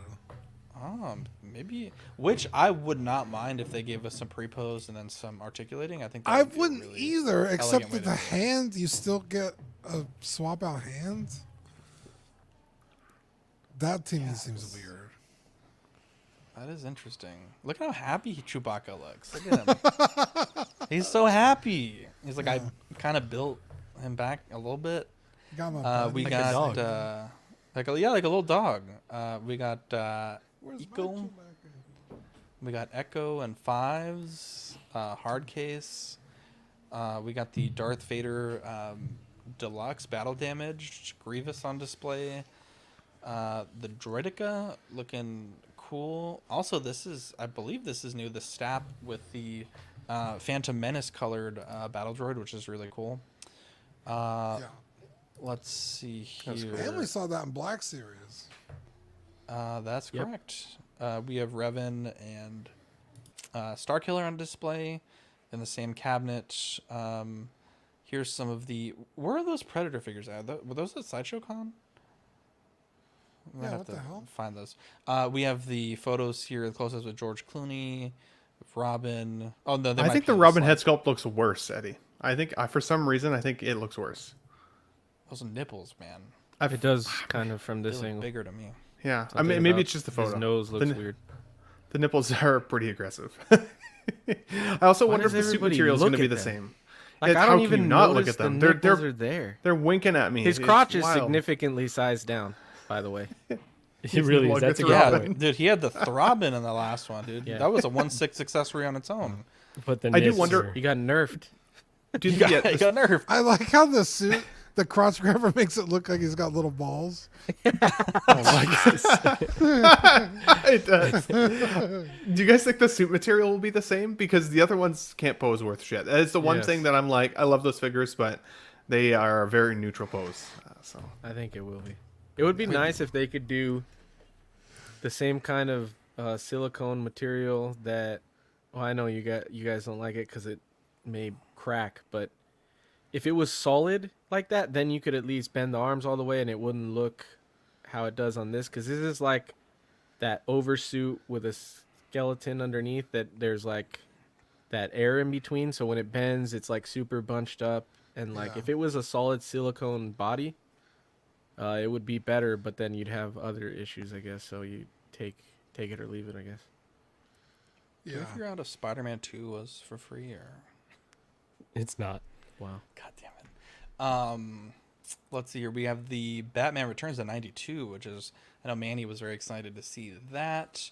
There it is next to the 89, which is really, I think, a really strong display right there. That's fucking awesome. We have the Artisan Joker on display, the Bale version. The Artisan Joker, the Joaquin Phoenix version. Very excited to see that when it comes up. Terminator 2 Judgment Day. Jesus, unloading the clip. They got the battle damage T-800, which is really cool. And it looks like you even get the parts for earlier in the film when he has the full left arm, which is really cool. I know that's going to be exciting for people. If they do that with genuine leather. Yeah, Ooh, definitely genuine leather. And what were you saying, Ben? they did have a seamless arm in the display as well. I think it got cropped out of this photo potentially, but there was an arm for that other piece. Only thing I will say though, it does look like it's the same head sculpts from the past. So I would have thought after all this time they would have polished those up a little bit. I'm sure the paint applications would be better, but I was hoping for a little bit better of a sculpt because otherwise I still like the one that I have more than this old version. I don't think this is the figure we're getting. There was no, you think this is just previewing that it's coming? Yeah, there was a lot of people saying this is the DX13 online. Mm-hmm. So they're just teasing us that we're getting a new figure, but this is actually the 13 being shown. Okay. I mean, that would honestly make sense. or tinfoil hat, as like Zach was saying, they're just fucking with other 1/6 companies. They've got no intentions to actually do this again, but they're just. Too. I hope not, because I would definitely buy this. I don't want to scale track this companies. down. They're fucking with InArt, is what you're trying to say? Yeah, InArt for sure. Anybody, Jazz Inc.'s now coming for their stuff, so who knows? Well, let's not get crazy here, guy. You're not that guy, pal. They also showed the Jungle Predator, which, again, if that is a thing, pretty good. Is this all new, or is this the same figure, like the Terminator? Same figure. The only difference is the painted armor is like super green for some reason, but the base figure is the same figure. Nice. So that's why there's speculation that they're just using the old one to show, because they don't have anything to show right now. Because there's no way that they would release, because this is definitely outdated. This is in need of a huge upgrade, and if they could do Jar Jar seamless, why not do this? Yeah. Unless it's a sculpted arm, that's gonna blow my mind, Teen. If that's the case, if you called that out, I hope not. We got Pinocchio. Let's see. Yeah, I don't really know anyone that's that excited for that. It gets worse every time I see it. I know. It looks like a fucking cake topper. What is this crap? Yeah, it's weird. I feel like if that had just been an actual figure, I feel like more people would be more inclined to get it than whatever the fuck that is. Like a paperweight? I don't know what it's supposed to do. There's at least one person in the world that watches this show that's like, oh, I really hope the guys talk about the Pinocchio figure tonight. Like, all excited. And then, no. Make me feel bad. Yeah, it's Badfish. That's the one. It's Badfish. Well, to be fair, he is our Pinocchio, so. Fucking lies all the time. Here we go. I'm not going to fall asleep during the stream. We also got to see the Hono Studios Thor. Again, a personal attack on Eddie's character. The brown suit. Anyone else think that Thor just doesn't look good? I think that's fine. I'm not a big fan of the comic design. It seems good to me, though. I don't love the pretty boyness of the portrait. Like, something about the portrait I don't love, but I love the design that they chose. Something about his face. I think it's a sculpt. I think you're right. That's what's bothering me. It's just not. I'm still gonna get it. Yeah, it's got like a real thin nose, but a real little bit like jawline. Lord Farquaad. Lord Farquaad. Yeah, there you go. Shrek a little bit. Brown suit. Man, I regret missing this one. Brown suit Wolverine. The blue suit Wolverine and my boy Spider-Man, baby. Black suit Hono Spidey. Black suit Honey Spidey, making me horny. Wow. What? Gross, dude. Boy, we have fun here. What can I say? Someone said Lord Thorquad. Wow, that's good. That was pretty good. InArt had an event. Marco, tell me about this event. Yeah, so InArt had an event where they had both 1/6 figures on display, some prototypes, some figures that are already released, and then they also had some 1/12 figures on display that were from Stone Row, I believe is their subsidiary. So there's Queen Studios, there's InArt, and then there's Stone Row. So that'll be doing the 1/12, and those are mostly DC figures. Those look great as well, honestly. So they had like a Catwoman from The Dark Knight, from The Dark Knight Rises. And they did a Q&A afterwards too. So it was a really great event. A lot of collectors from the community that you'll know, and met a lot of folks as well. Oilers did some awesome dioramas for InArt for their booth at Comic-Con, so I got to talk to him for a long time at the event. But yeah, so really just a great guy, honestly. And I did ask... Go ahead. Without asking, he went out of his way to go to the... I guess, I don't know the layout of Comic-Con, but he went to the Star Wars section, and he knows that I've been working on... I mean, I don't talk about it a lot, but I've been working on a 1/6 custom Scale the Stranger custom figure. First we're hearing of this. Stranger. Maybe the first time that anyone's heard this. Haven't really mentioned it a lot.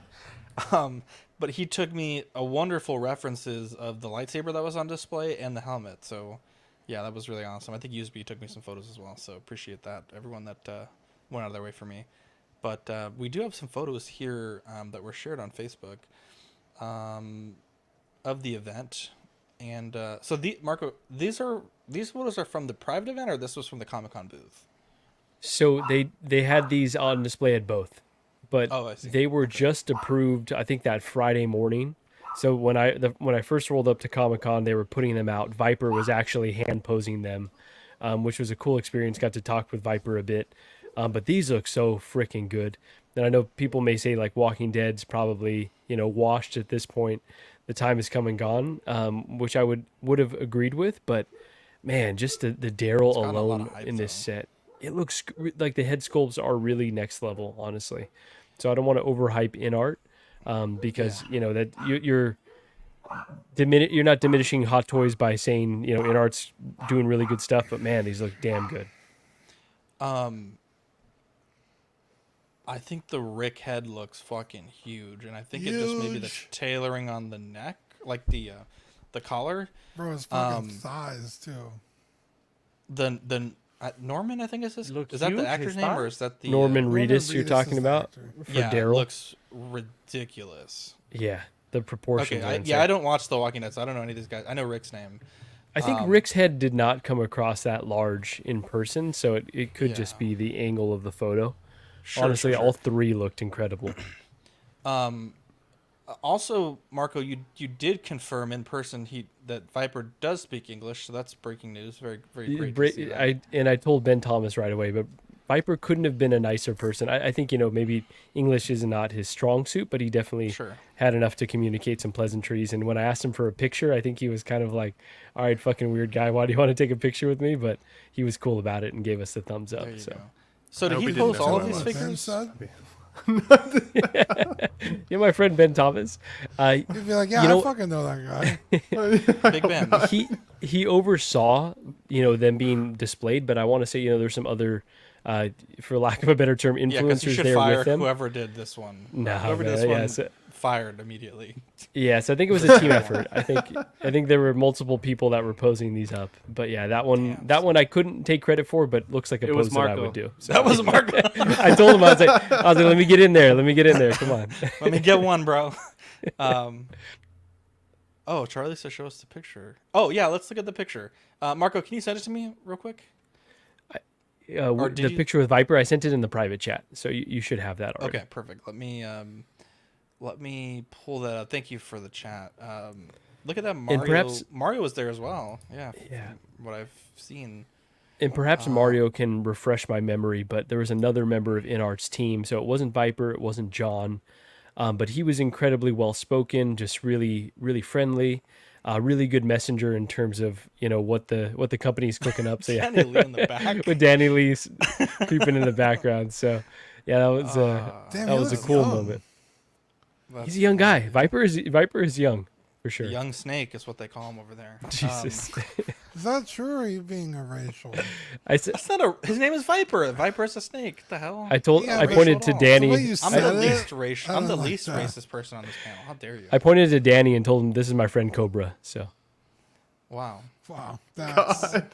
Danny's more of a Anaconda type of guy, if I'm being honest. He really is.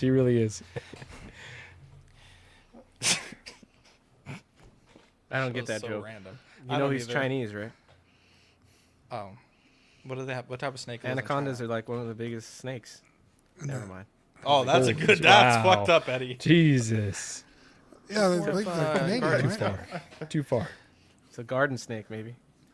Well, that's a copperhead. We got the Michael Jackson. Jesus Christ.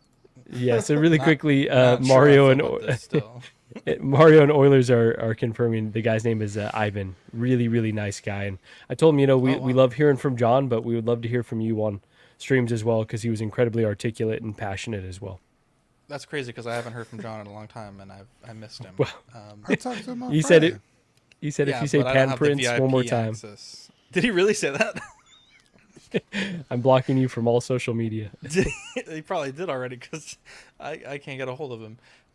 Let's see. What else do we got here? We have the InArt Aragorn sculpted and rooted. Again, I don't know the fuck. Can you go back to Michael Jackson? What is with the fucking hands, bro? Those are the diddler hands. They're so gangly. Like, too soon. Way too soon. Wait, to which part? They do to the on diddler, the second diddler one, hands. Come on. but like, Dean, on the one where his hands splayed out, I was thinking the same thing. It looks like Cad Bane's hands. Yeah, Jesus. Like all the ones on the top row and then the one on the bottom right is like, why are his joints so like? I can't even do that. Well, I have fat hands, but Well, there's a reason why. yeah, but they just look not good. The MJ looked incredible, though. Honestly, this is one that I want. It is expensive, but I did ask John if they have any plans to do other versions of MJ, and he said probably at least one more from one of the music videos. So he didn't confirm Thriller, but I told him, I was like, come on, you got to do Thriller. You got to do the swap out zombie. And bad, dude. Bad would be cool too, but Thriller, you could have the sci-fi, you could have swap out like werewolf and zombie parts would be so cool. Obviously, Hot Toys already did Thriller. Yeah, it's like a science fiction. Are werewolves considered sci-fi? Jesus, Dean, read a fucking book, please. Wow, it's more mythological than sci-fi. That's like saying Lord of the Rings. I didn't know this until today, but Disney did an MCU werewolf show. Lord of the Rings is fantasy. It's not sci-fi. Yeah, that's fantasy. Actually, it's under sci-fi. Werewolves and vampires are not sci-fi. What the fuck? I don't know. Semantics at this point, but no, you're telling me to read a fucking book. It sounds like you need to read a fucking book. All right, don't make me go to Google right now. Chad, help me out. Let's. I've never heard of them as science fiction, but it's a werewolf. I spelled that wrong. Werewolf. Is it a get it or don't for any of those for you guys? if when they come out? No. Honestly, the InArt, the Aragorn's not looking. Read a fucking book for once. It's not looking very good here. Muhammad's the most common name. Yeah, Muhammad's like the most common name in the English dictionary. Read a fucking book for once. Oh my god. No, but the Aragorn actually looks good in person. I won't lie to you. Like it looked good. Here.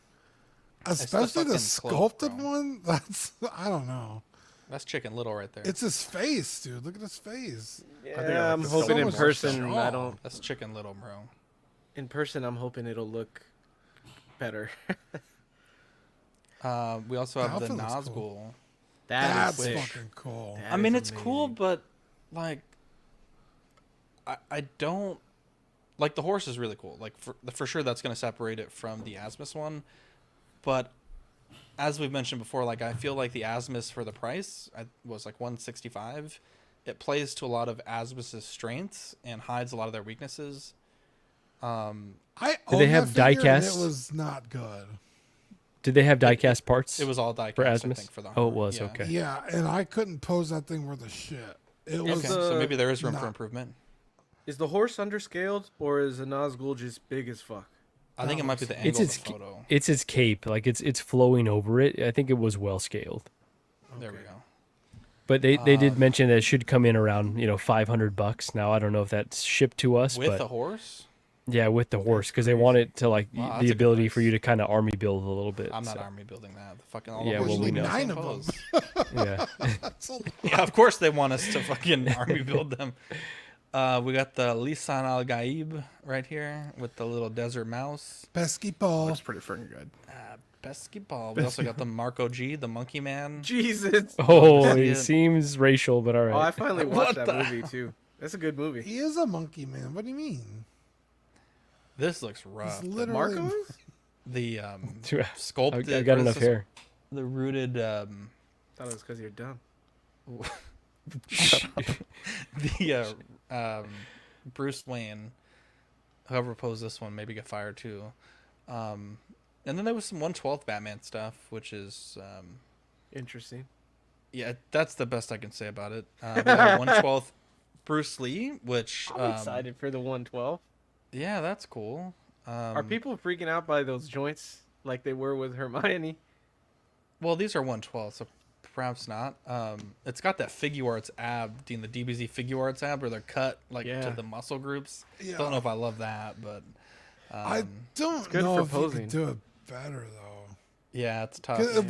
What's the alternative of Marvel Legends T cut or whatever the fuck it is? Yeah. And you guys pronounced it incorrect. It's actually Brookily. Just if you would mind. One of the hardest I've laughed ever. Holy shit, bro. What a classic Ben moment. is unintentionally hilarious, bro. I'm never going to share my screen with you people ever again. You shouldn't. Chris there from... is this Chris here? I was in the right corner, very familiar, from yeah. Six Scale Scavengers. Yeah. Is that Usby in front of Mario? That It was is. Will.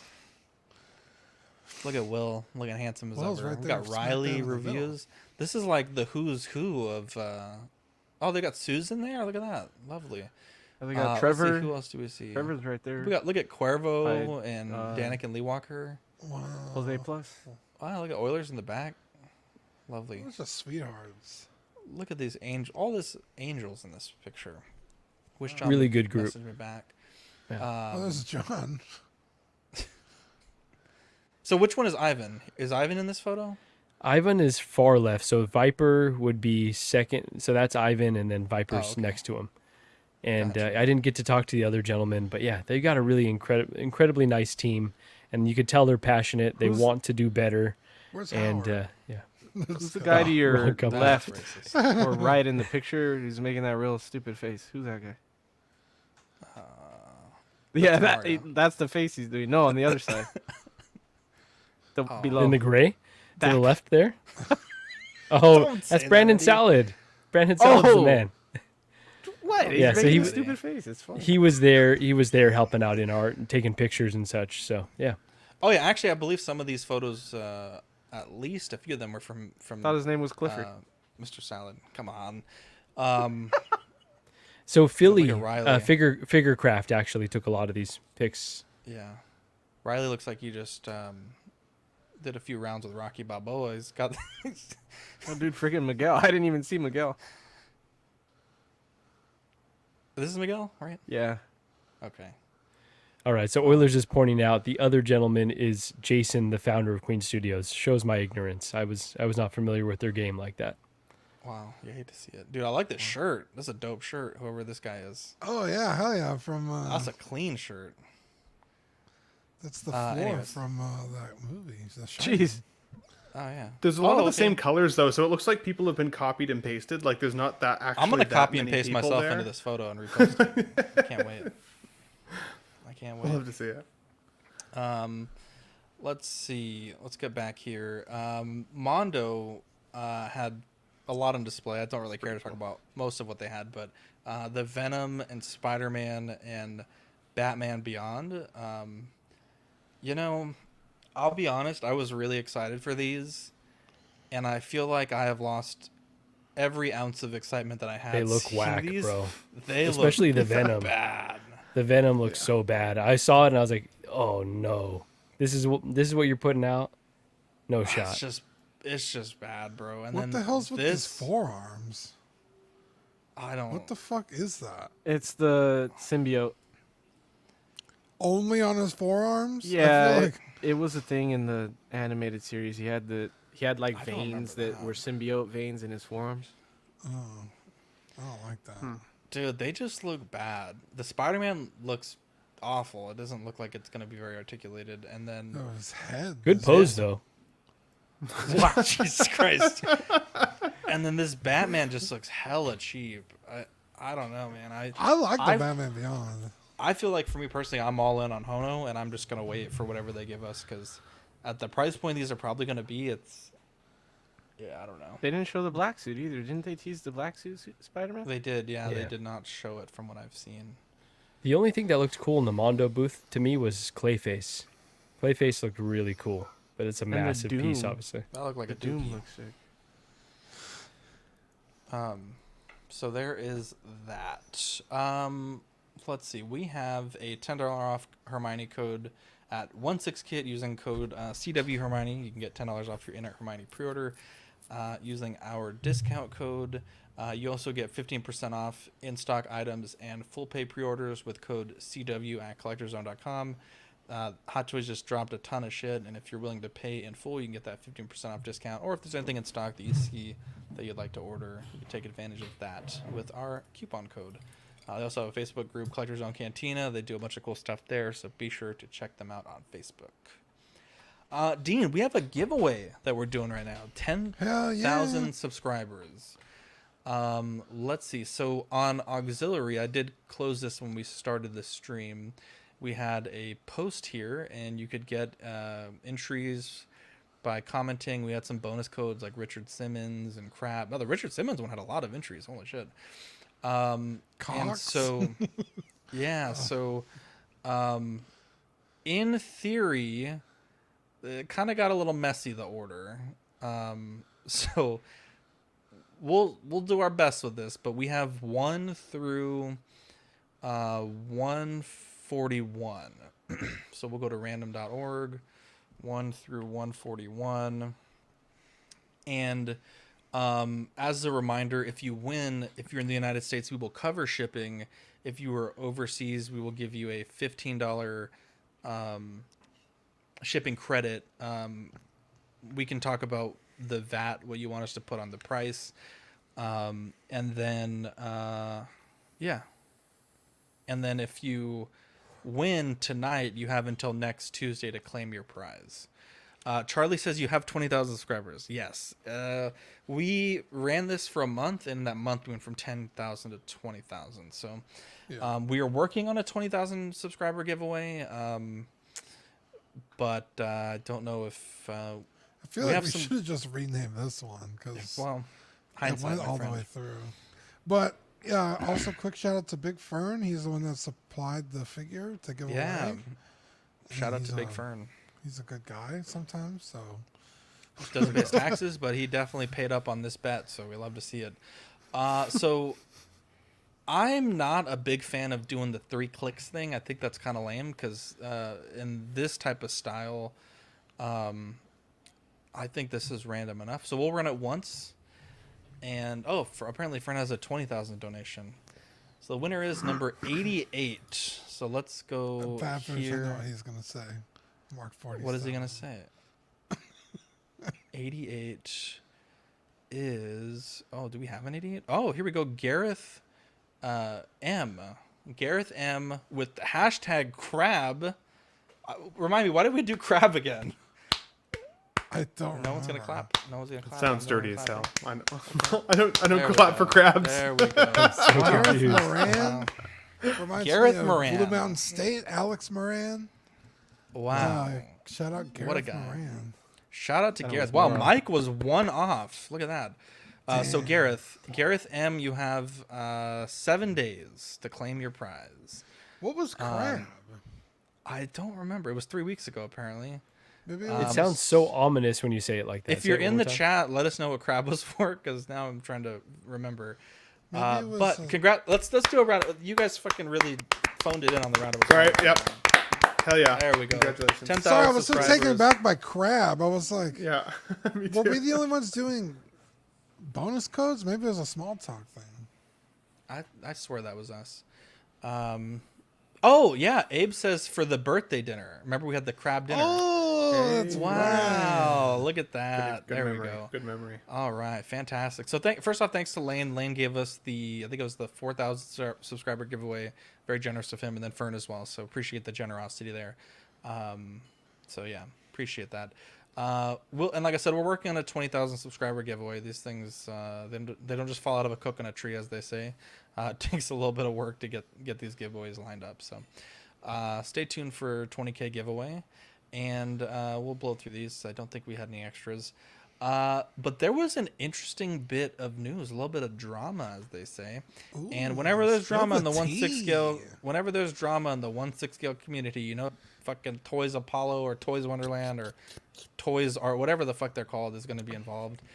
So, as I understand the situation, there is a news channel in Hong Kong called TVB, and someone had gone to them and basically said like, hey, this is what I believe is happening to me.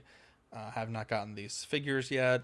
And TVB, this media in Hong Kong, lined up an interview with Philip, who's the owner of Toys Wonderland. Now, this is a summary of some of the key points of the interview, and I'm going to read them as written, and we can discuss. Now, since this post, Toys Apollo, formerly Toys Wonderland, has made their own statement as well. So this is what we've got here. So these are from Philip, and these are paraphrased. There has been supply issues coming from South Korea, and they have complained to Hot Toys of insufficient supply, but no action was taken by Hot Toys. They have recently sourced new suppliers and no longer receiving stock from a single source to enhance stock availability to fulfill orders going forward. And to add context, this is based on people ordering stuff and for many years not getting their stuff that they've ordered. Due to a financial dispute, Toys Wonderland terminated cooperation with Justin's collection. Philip claimed that following the bitter conclusion of their collaboration, Justin has asked his thousands of followers to stop supporting Toys Wonderland and also to help create panic, which has disrupted Toys Wonderland's operations. So it appears the blame is on Justin causing havoc intentionally. Again, these are paraphrasing based on what I've seen in the situation. I don't quite agree with that, but again, this is just the summary of what Philip has said. The point is more to my personal case. Philip responded that in accordance with my outstanding order confirmation, which is clearly noted as a third batch order, this means that only when the market price of the item drops to the equivalent value of my order, only then will Toys Wonderland deliver my order. Apparently, Philip said this is a universal rule that all collectors are aware of. In addition to that, he acknowledged that there is stock for my order, but the market value hasn't dropped to the same value as what I paid for the order, so he has offered to ship my order if I pay the price difference for the slightly higher market price of the same item that is currently in stock. As for his response towards the fake DHL tracking number, due to this order being a third batch and it is awaiting the market price to drop, shipping policy remains flexible. As such, it is standard practice for them to first create the label and ship it at a later date when the market price of my third batch order drops to the equivalent value that I ordered. TVB intends to air this program soon, likely this Friday, which would be 3 days from now. The link to the recorded program will be provided in the Scam by Toys Wonderland group. The bad news is the implied sentiment that I'm getting is that this whole exercise is not going to hurt Toys Wonderland much. There's only 2 Cantonese-speaking testimonies that are available to TVB. Other English materials will only be used sparsely due to this program being a Cantonese-speaking program. What's worth is that Cantonese is not my first language, so my articulation is not as convincing or as persuading as they liked it to be. Sorry, folks, I can only try. And so I've never heard of this universal rule that apparently all collectors should know. As many know, I'm not a real collector, so perhaps I'm not in the loop on this. But this all seems a bit sketchy. As mentioned, Toys Apollo made a statement dated today. We would like to clarify something here. Recently, a text screenshot has been circulating online containing the content of an interview with our company. We would like to point out that our company has never made the statements mentioned in some parts of the interview. Since the interviewer is not a professional collector, some misunderstandings are inevitable. Our CEO did indeed voluntarily accept the TV station's interview to share our latest developments and to take the opportunity to address some customer inquiries. In the interview, some previously undisclosed secrets will be revealed. By the end of the week, we will upload the content of the program with English subtitles to our company's social media. And I'm not a very smart man, but I was certainly not trust those Toys Apollo supplied subtitles. That's just me personally, but apparently there is going to be a Cantonese airing of this interview and then a subsequent potentially subtitled one on their social media. I'm curious if there's going to be a third-party independent subtitled version available at some point, which as smart as YouTube is, I wouldn't be surprised if that's just auto-generated at some point. So all this to say, if you feel that you have been wronged by Toys Wonderland or Toys Apollo, there is a Facebook group, Scam by Toys Wonderland. You can join. There's a lot of information there that they're sharing about things that they're working towards to get people their money back or their figures. But I'm wondering if anyone on the panel has anything that they'd like to add to this dueling statements again from Toys Apollo. Boy, what a fucking mess. Yeah, I don't know. I don't know. I don't know. What about you guys? Yeah, I think if you're watching this program, you're already in the know, right? They really prey on folks that aren't, as plugged into the community. Professional collectors. Well, just folks that are really paying attention, right? They prey on the ones that are not. Or maybe the really trusting ones that saw that someone was doing a review and had a link to this group or to this website. But yeah, it's just sad because I think it's just been proven at this point. There was some gray area before, years ago, and now it's definitely proven that it's just, it seems like a pyramid scheme. Like some figures will make its way out, but most people are not going to get what they ordered. I feel bad because my best friend Jeff had ordered a figure from them and still hadn't heard, and it's been, I think, a year now. And he's like, yeah, I think I'm going to try and cancel and see if I can get my money back. And I'm like, oh man, like this was the company I warned you about, and like sure enough, now he's having a problem, and it's the only figure he's ever ordered from them, so it sucked, really sucked. I've only seen somebody get a box of clothes. Yeah. Yeah. Damn. I've never seen that. Baby Boy 562, you did miss Comic-Con talk. Badfish sent me this screenshot, so this is apparently on the Toys Apollo page, but they still have their in collaboration with Justin's collection at Toys Apollo, so there's that statement or post on their page for what that's worth. Eddie, you got anything that you want to add to this? Not really. I don't know what to say. I'm sorry if people are having problems, and hopefully somewhere down the line something happens and people get their money back or get the figures they wanted. It sucks whenever this kind of stuff happens. I've been 100%. I've had this happen with other distributors, not them specifically, because I've never ordered from them, but it sucks, and hopefully it gets fixed, because then people stop, like, I don't know why people still keep like trying to order stuff from them, or like, yeah, people gotta learn. I was gonna say, Zach and I have been doing this for 329 weeks, and even before we started the show, it was like a don't order from that place. Like, as I got ingrained into the 1/6 community and the world of 1/6 collecting, luckily I had a Zach there to guide me, but it was basically always understood Toys Wonderland is gonna rip you off, and we've seen it time and time again with listeners of our show reaching out, asking us for help, like, hey, get the word out. It's almost like a fucking monthly ordeal with this fucking place. And yeah, it's like, hey, you could change your name all you want, but if people are out there getting screwed over, we're going to try our best to, get the word out.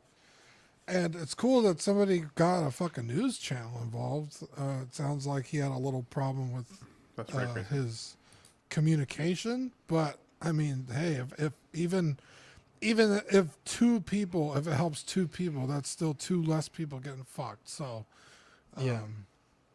it's fucking crazy. I think at one point in time they were a legitimate company, though, right? I think the second ever figure I bought was like a Endgame Thanos, and it came really quick, like really well packaged, came really quick. And then as I got more and more plugged into the community, started hearing these horror stories. So at some point something fell apart, or they got greedy, or a combination of those. I got my Killmonger figure from them, and my Shadow and Stormtrooper that I have, and never had that issue as well. But again, this is going back to 2014, 2015. So yeah, but like Eddie said, like there's no rhyme or reason to it. Some people never have issues, and some people all they have are issues. I think Classic Thomas is out 4 figures, I think, right now, and has been for Yeah. Going on a year or two, it's like, I mean, it's crazy. Yeah.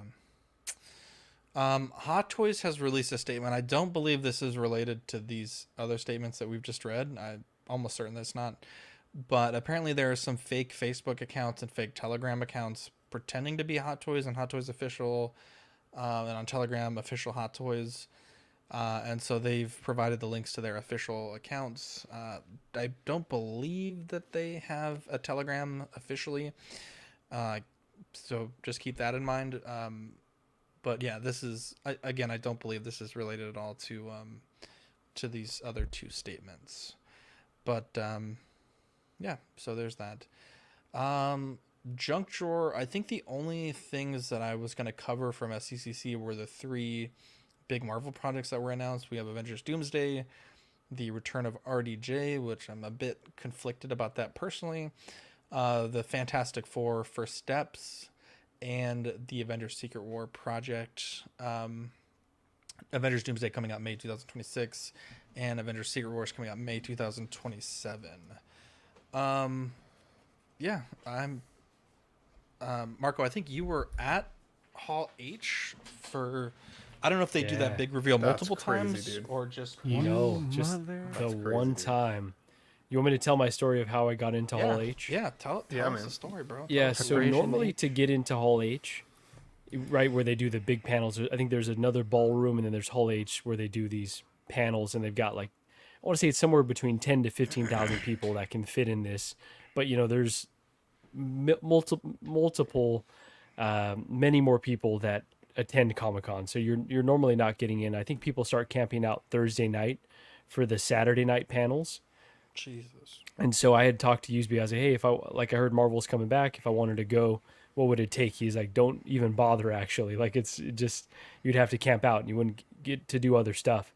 So we were pretty late getting to the con on Saturday, and I was like, hey guys, like, I'm just going to go see if I can find a line.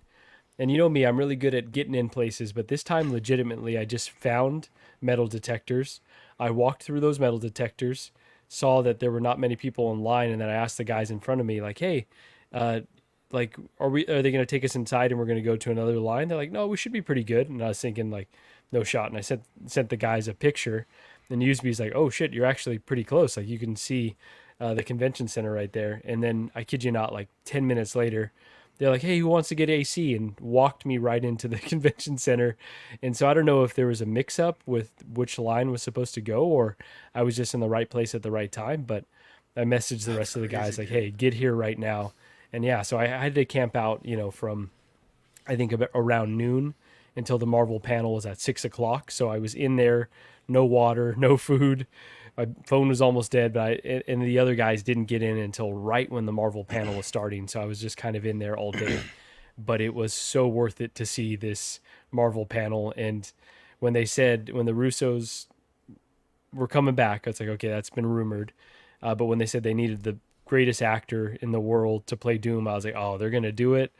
And I felt a little conflicted too, but I think the more that I think about it, the more I like it. But what do you guys think about the RDJ as Doom announcement?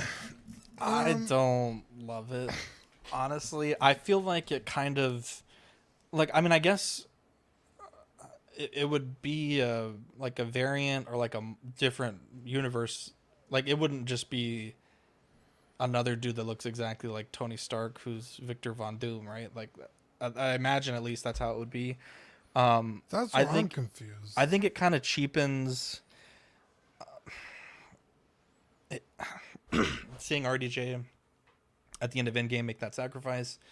But what if it's a completely different guy, though, right? Like, we're in the multiverse saga. We brought back Wolverine. To me, it just feels like the way that I understand, you know, because I don't watch a lot of the MCU stuff. Not that a lot of it has been that great lately, in my opinion. But it feels like they really needed a crutch to lean on for this Phase 4, and obviously with Jonathan Majors, some of the things he's been going through and having to really pivot almost completely away from what they had been doing with the Kang Dynasty.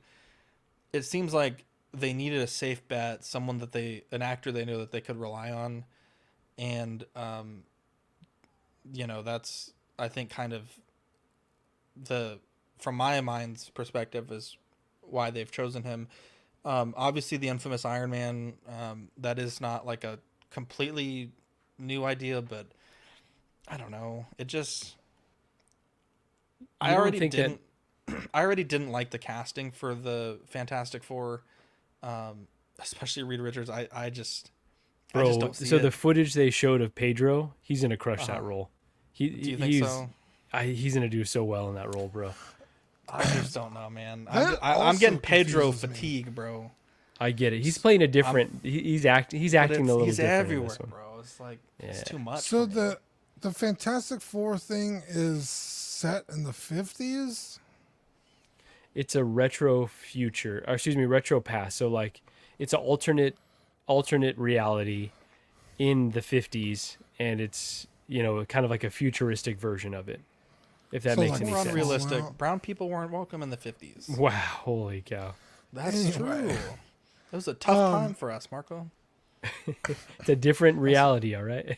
Oh, okay. Utopia. It's a utopia. But, I got you.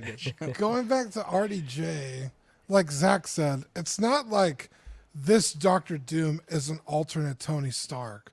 Like, Tony Stark didn't get Doom powers or whatever. He's playing Victor Von Doom. So it's like, so this dude just happens to look exactly like Tony Stark? That's fucking weird. He might be a variant, though, Dean. He still might have lineage to Tony Stark, whether he's Victor Von Doom.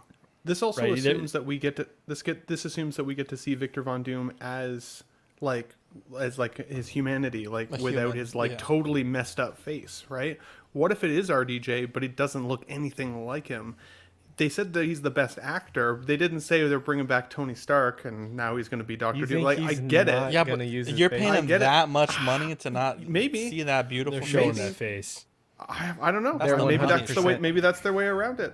I don't know. Hard to say. But just now, what would be a cool plot point is like if he comes back and the Avengers are like, oh shit, like somehow Tony's returned. They fucking pull the Palpatine. That would be, and then he ends up being evil. That would be kind of cool. Yeah, I think it's going to be something like that, though, honestly, because just, Eddie, I know you're trying to go, but like Tony's arc was very close to villainous, right? He was kind of the villain in Age of Ultron and in Civil War. So like a few wrong turns, and that's kind of the beauty of the multiverse storytelling.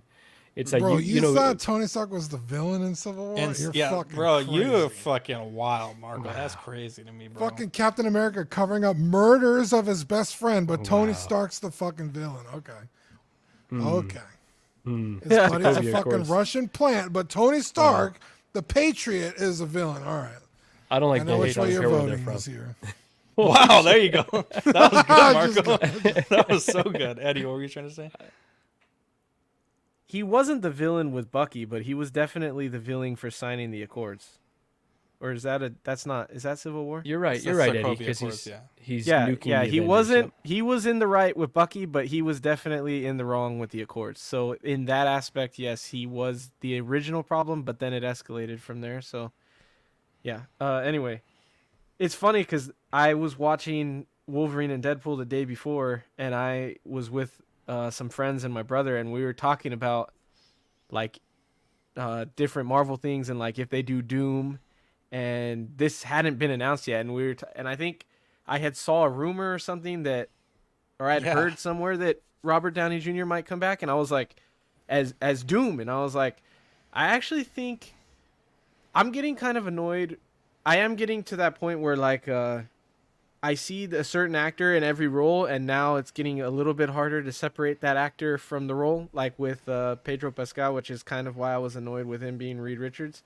I don't think he will not do a good job. It's just seeing him for me is starting to get a little bit like too much. But it's exhausting. With RDJ, I was like, it is that same aspect kind of, because he's Iron Man. Like he's like one of those Ryan Reynolds is Deadpool, Harley Quinn is Margot Robbie. Like there are certain, and Chris Evans is Cap. Like there are certain actors that I think are perfect for their role, and he's perfect for Iron Man. But also he is a really good actor, and I'm excited at the idea of seeing him play a character completely opposite to Tony Stark. Like I want to see the villain the non like playboy sarcastic. Like I want to see him take this to a completely stark difference. Are they completely opposite? Or their motivations are similar, but their personalities are different? Is that what you're saying? His motivations, I don't even think are similar. Well, maybe because they're both incredibly selfish people, narcissists, right? Yeah. But one takes it to an evil point, and the other one, he like Tony Stark has he wants the greater good, but the other one cares more about his own good.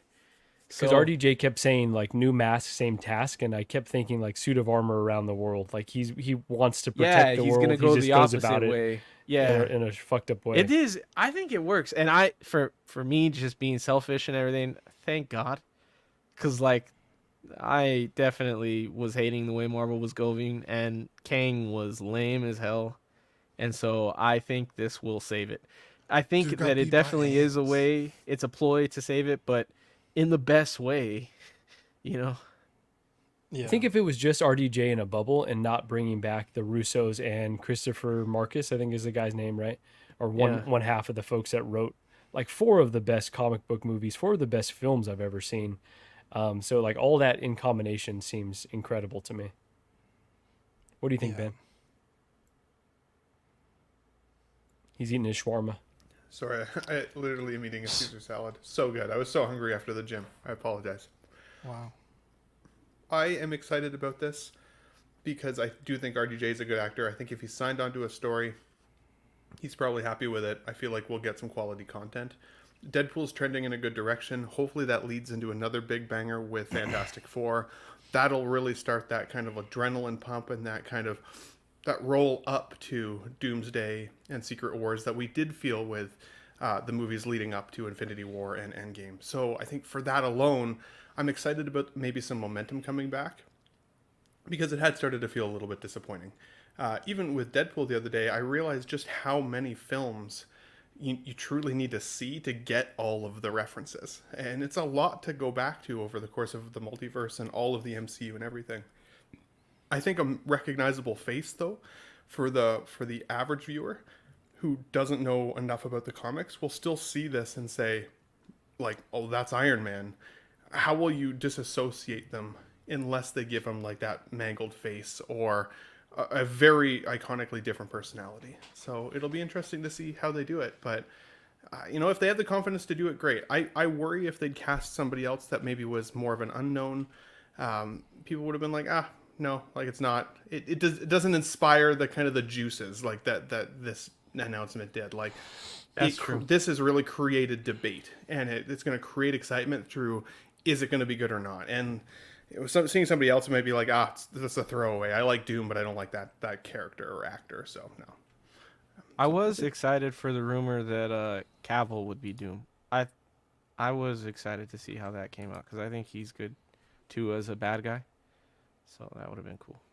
I agree. Yeah. He just doesn't have the cachet of Robert Downey Jr., right?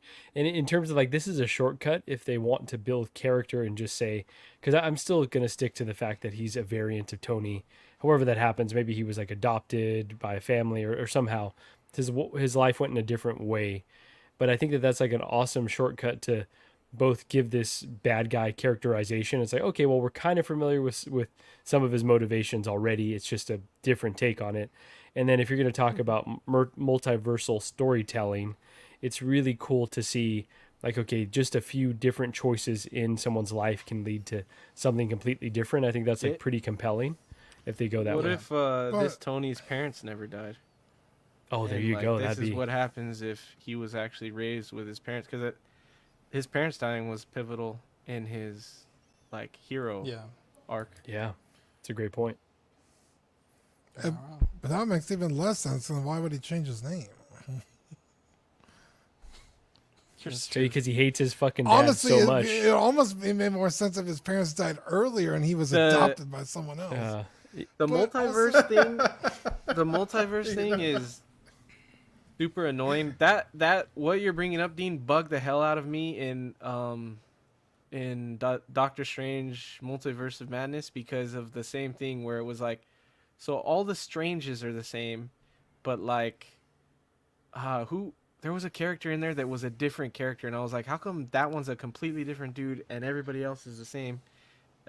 There's like too many questions about it, but Wolverine and Deadpool give me hope for the multiverse. I think they can do it good if they just. Loki was a good example of that, though. Sorry to interrupt you, Eddie. Yeah. Loki was a good example of that, though. Seeing like Crocodile Loki and classic Loki, and then the actual Loki and Sylvie Loki. Like you do get a chance to see them as different characters as well. Different likenesses. Quite That's a good point, Ben. MCU. Yeah, and like all the Spider-Mans, they're not all Peter Parker in the Spider-Verse movies. Now in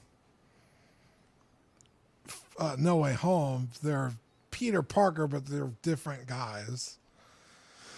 So I don't know. Fucking multiverse, you could literally do anything and it technically makes sense. So we'll see how it goes. But my only question is, this is an Avengers movie.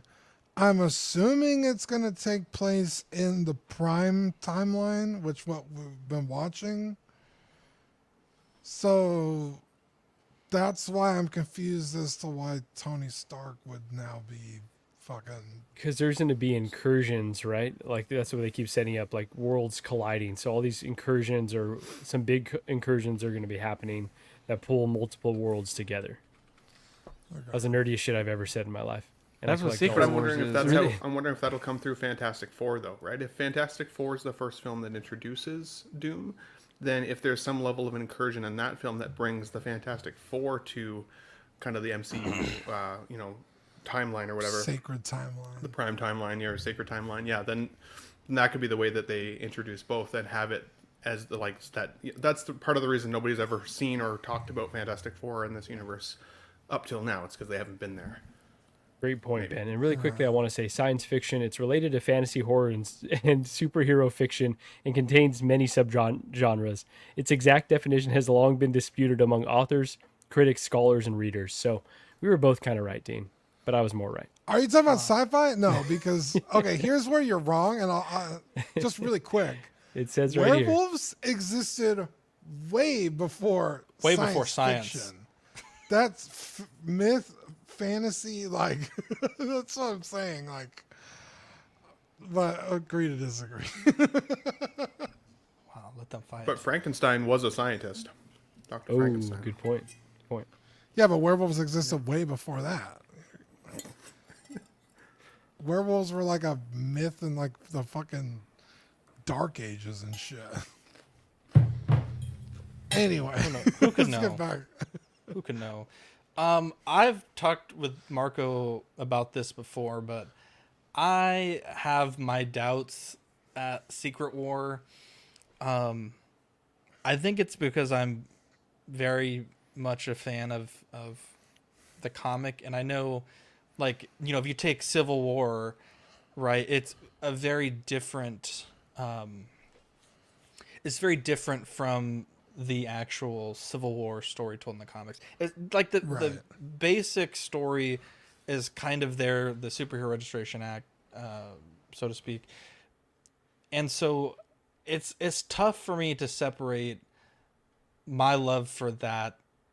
And I just don't know. Like, I think having Deadpool is actually really funny to me because Deadpool wasn't in the original Secret Wars, but he was kind of retconned as being like a big part of why Spider-Man got the symbiote suit. And I think I'm just so perhaps jaded by that potentially being on screen that I'm just like, I don't know. It's tough for me. I want to be excited. I know a lot of my friends are excited. I really want it to be what I think it should be. I know it's going to be tough if it's even just a little bit different than what I'm hoping it's going to be. You don't want to see Holland in the symbiote suit? Is that what you're saying? I don't know if that's the guy I want to see in the symbiote suit, but wow. I just want to fucking see more. Dude, they kind of teased Deadpool and Spidey in the I know it's in one of the trailers, but Deadpool does the whip hands in the movie. Oh, did I? Mm-hmm. Well, don't spoil it. It's not. It's in the trailer. I don't know what trailer that is. But anyways, is anyone else excited for Secret Wars? I don't know. I think if you can't separate the comics and the movie, you're going to be disappointed. I don't think that that's a guess. I think that's inevitable. Yeah, so I think you're right. Because they are going to be heavily different. I'm hopeful only because of the Russo brothers, and because I think they're finally starting to see that, regardless of if it's fun or enjoyable or just I like it because I like content. Lame. I almost said the G word. I think they're starting to see that people that actually are passionate about this shit care about how good it is, and they're gonna make it decent. So, or like Ben says, like decent. So I'm hopeful for it, but then again, like I don't know much about the comic for this, so like I just want to see the characters that I love in a movie together. And there's multiple runs of Secret Wars, right? There's like the OG and then the Hickman run, and maybe we don't want to talk about new runs. Yes, new runs are the same as the new movies. Hickman, I think, is regarded as one of the best writers, right? Like modern writers. Okay. With people that enjoy things just to enjoy them. Wow, I like good things. Okay.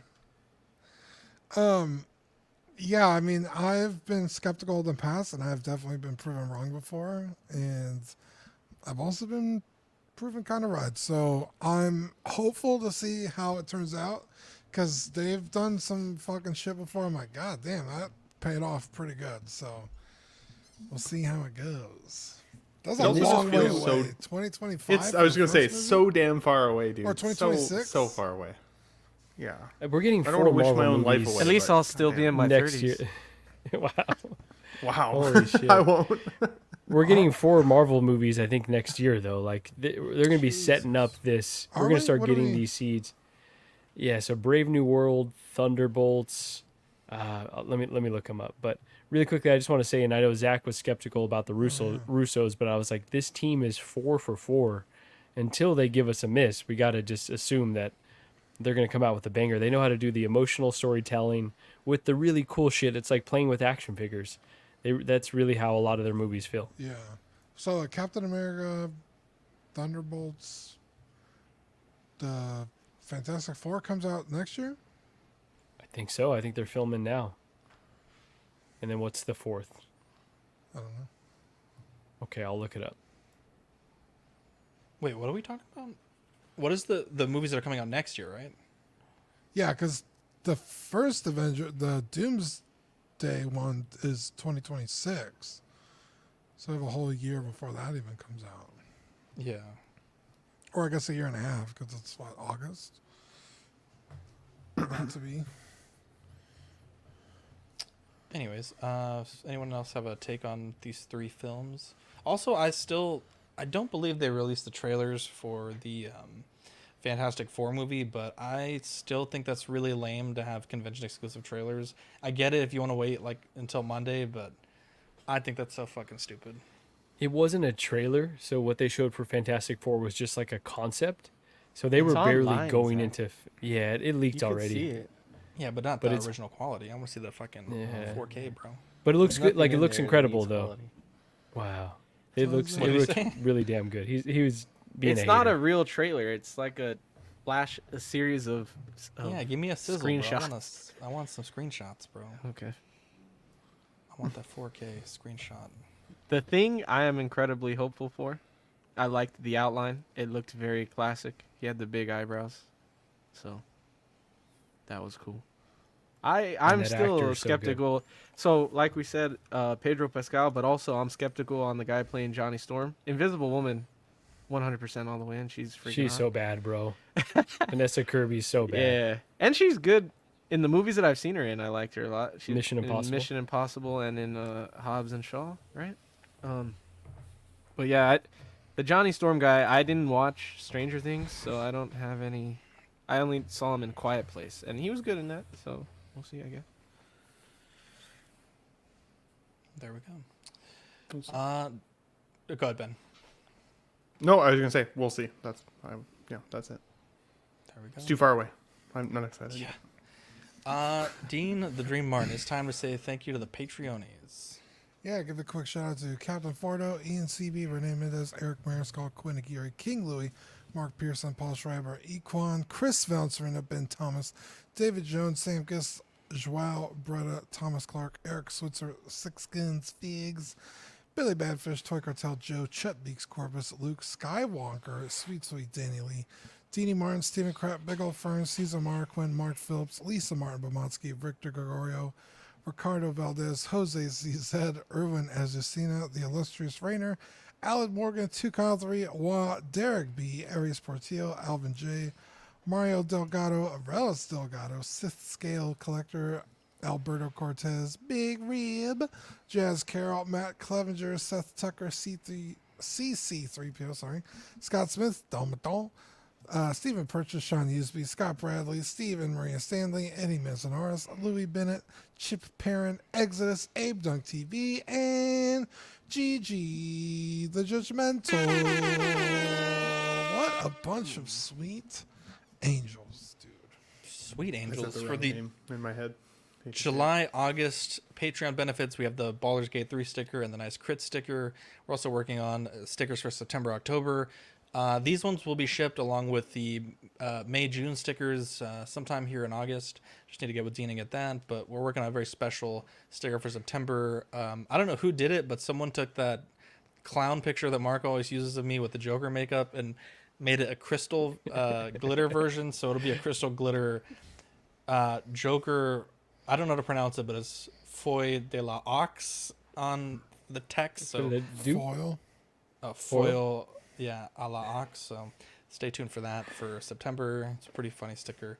Looking at Patreon, we have the Hot Seat, the Sweet Angel, Certified Crispy, and What a Guy sticker. Also, Trevor Weed. Sorry, he joined Patreon. I haven't had a chance to update his. Trevor Weed.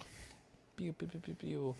So yeah, we have some Patreon tiers there. YouTube channel members of Absolute Irwin, Alvin J, Andrew Gibo, Benjamin Hansen, Big Ol' Fern, Bob Dylan, CC3PO, Chris V, CT603, DJ Daminator, Doc Smizzle, Equan, Fat Batman, Gare Bear, Good Old Spotchka, Gotham Cenobites, Justin Sports Cards, LV Avenger 702, Mark Pearson, Mike Litteris, Money Mendez, OG Fan, OMFG Rick, 16 Figure Focus, Paul Schreiber, Philip the Fool, S Beam, Sam Gist, Garnlord, SpongeBob SquareBall, Sunnyvale Rust, The Ben Thomas Show, Toy Mafia, and Exodus. Thank you guys for subscribing to us, and we appreciate your help keeping the channel membership going. If you want to join us on the YouTube channel membership and get some cool loyalty badges and emojis, you can join us for 99 cents if you're a Patreon member, or $2.99 if you're in the Peanut Gallery. We had OG Fan with his 3-year reward. He got the 3-year badge, so very cool on that.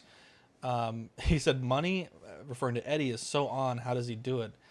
Eddie's just that guy, pal. He's just that fucking guy. I didn't even hear him make one good point tonight. That's wild. Not even when I said you were done? No giggles for you. We have the TeePublic there if you want to support us. And looking at the network, we have... Let's see, CW Movie Night, alternating Thursdays with Small Talk. CW every Tuesday at 8:30. Mind Flayers Web, I think we're taking at least the next week off from that. This is our D&D stream. Just another Friday night on Fridays. Tomorrow's After Dark. I will not be with you guys, but I will be there in spirit. So I think Dean and Chuck are going to handle that for me tomorrow. But yeah, everyone, appreciate you guys for all the love and support. I think we just hit 24K yesterday, which is a really, really cool milestone, and continuing on the journey to our next big milestone. But yeah, does anyone have any shout outs that they want to give? Shout out to Oilers Workshop. I'm not going to say for why 100% exactly yet, but during the stream here, he offered me something very, very generous, and I appreciate it. Once I have a better chat with him about it, I will tell you guys what it is on a future new this week. So stay tuned. He's a big sweetheart. I love such a kind gesture. So thank you.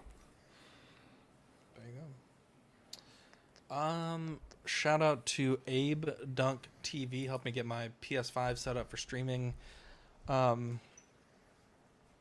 shout out to Mark, who's been watching and Badfish has been watching the NCAA Ox Bees Dynasty. We are, I think, at the moment we're 8-0, and I think we just finally got ranked nationally. So excited to see how that turns out. Nice. And yeah. Shout out Patrick for sending me that awesome figure for literally no reason. He didn't have to do that, so what a sweetheart. Because he's an angel. Anyways, I'm Zach. I'm Dean. I'm Marco. I'm Ben. And I'm Eddie. Love you guys, and we'll catch you on the next episode. Bye. See you boys.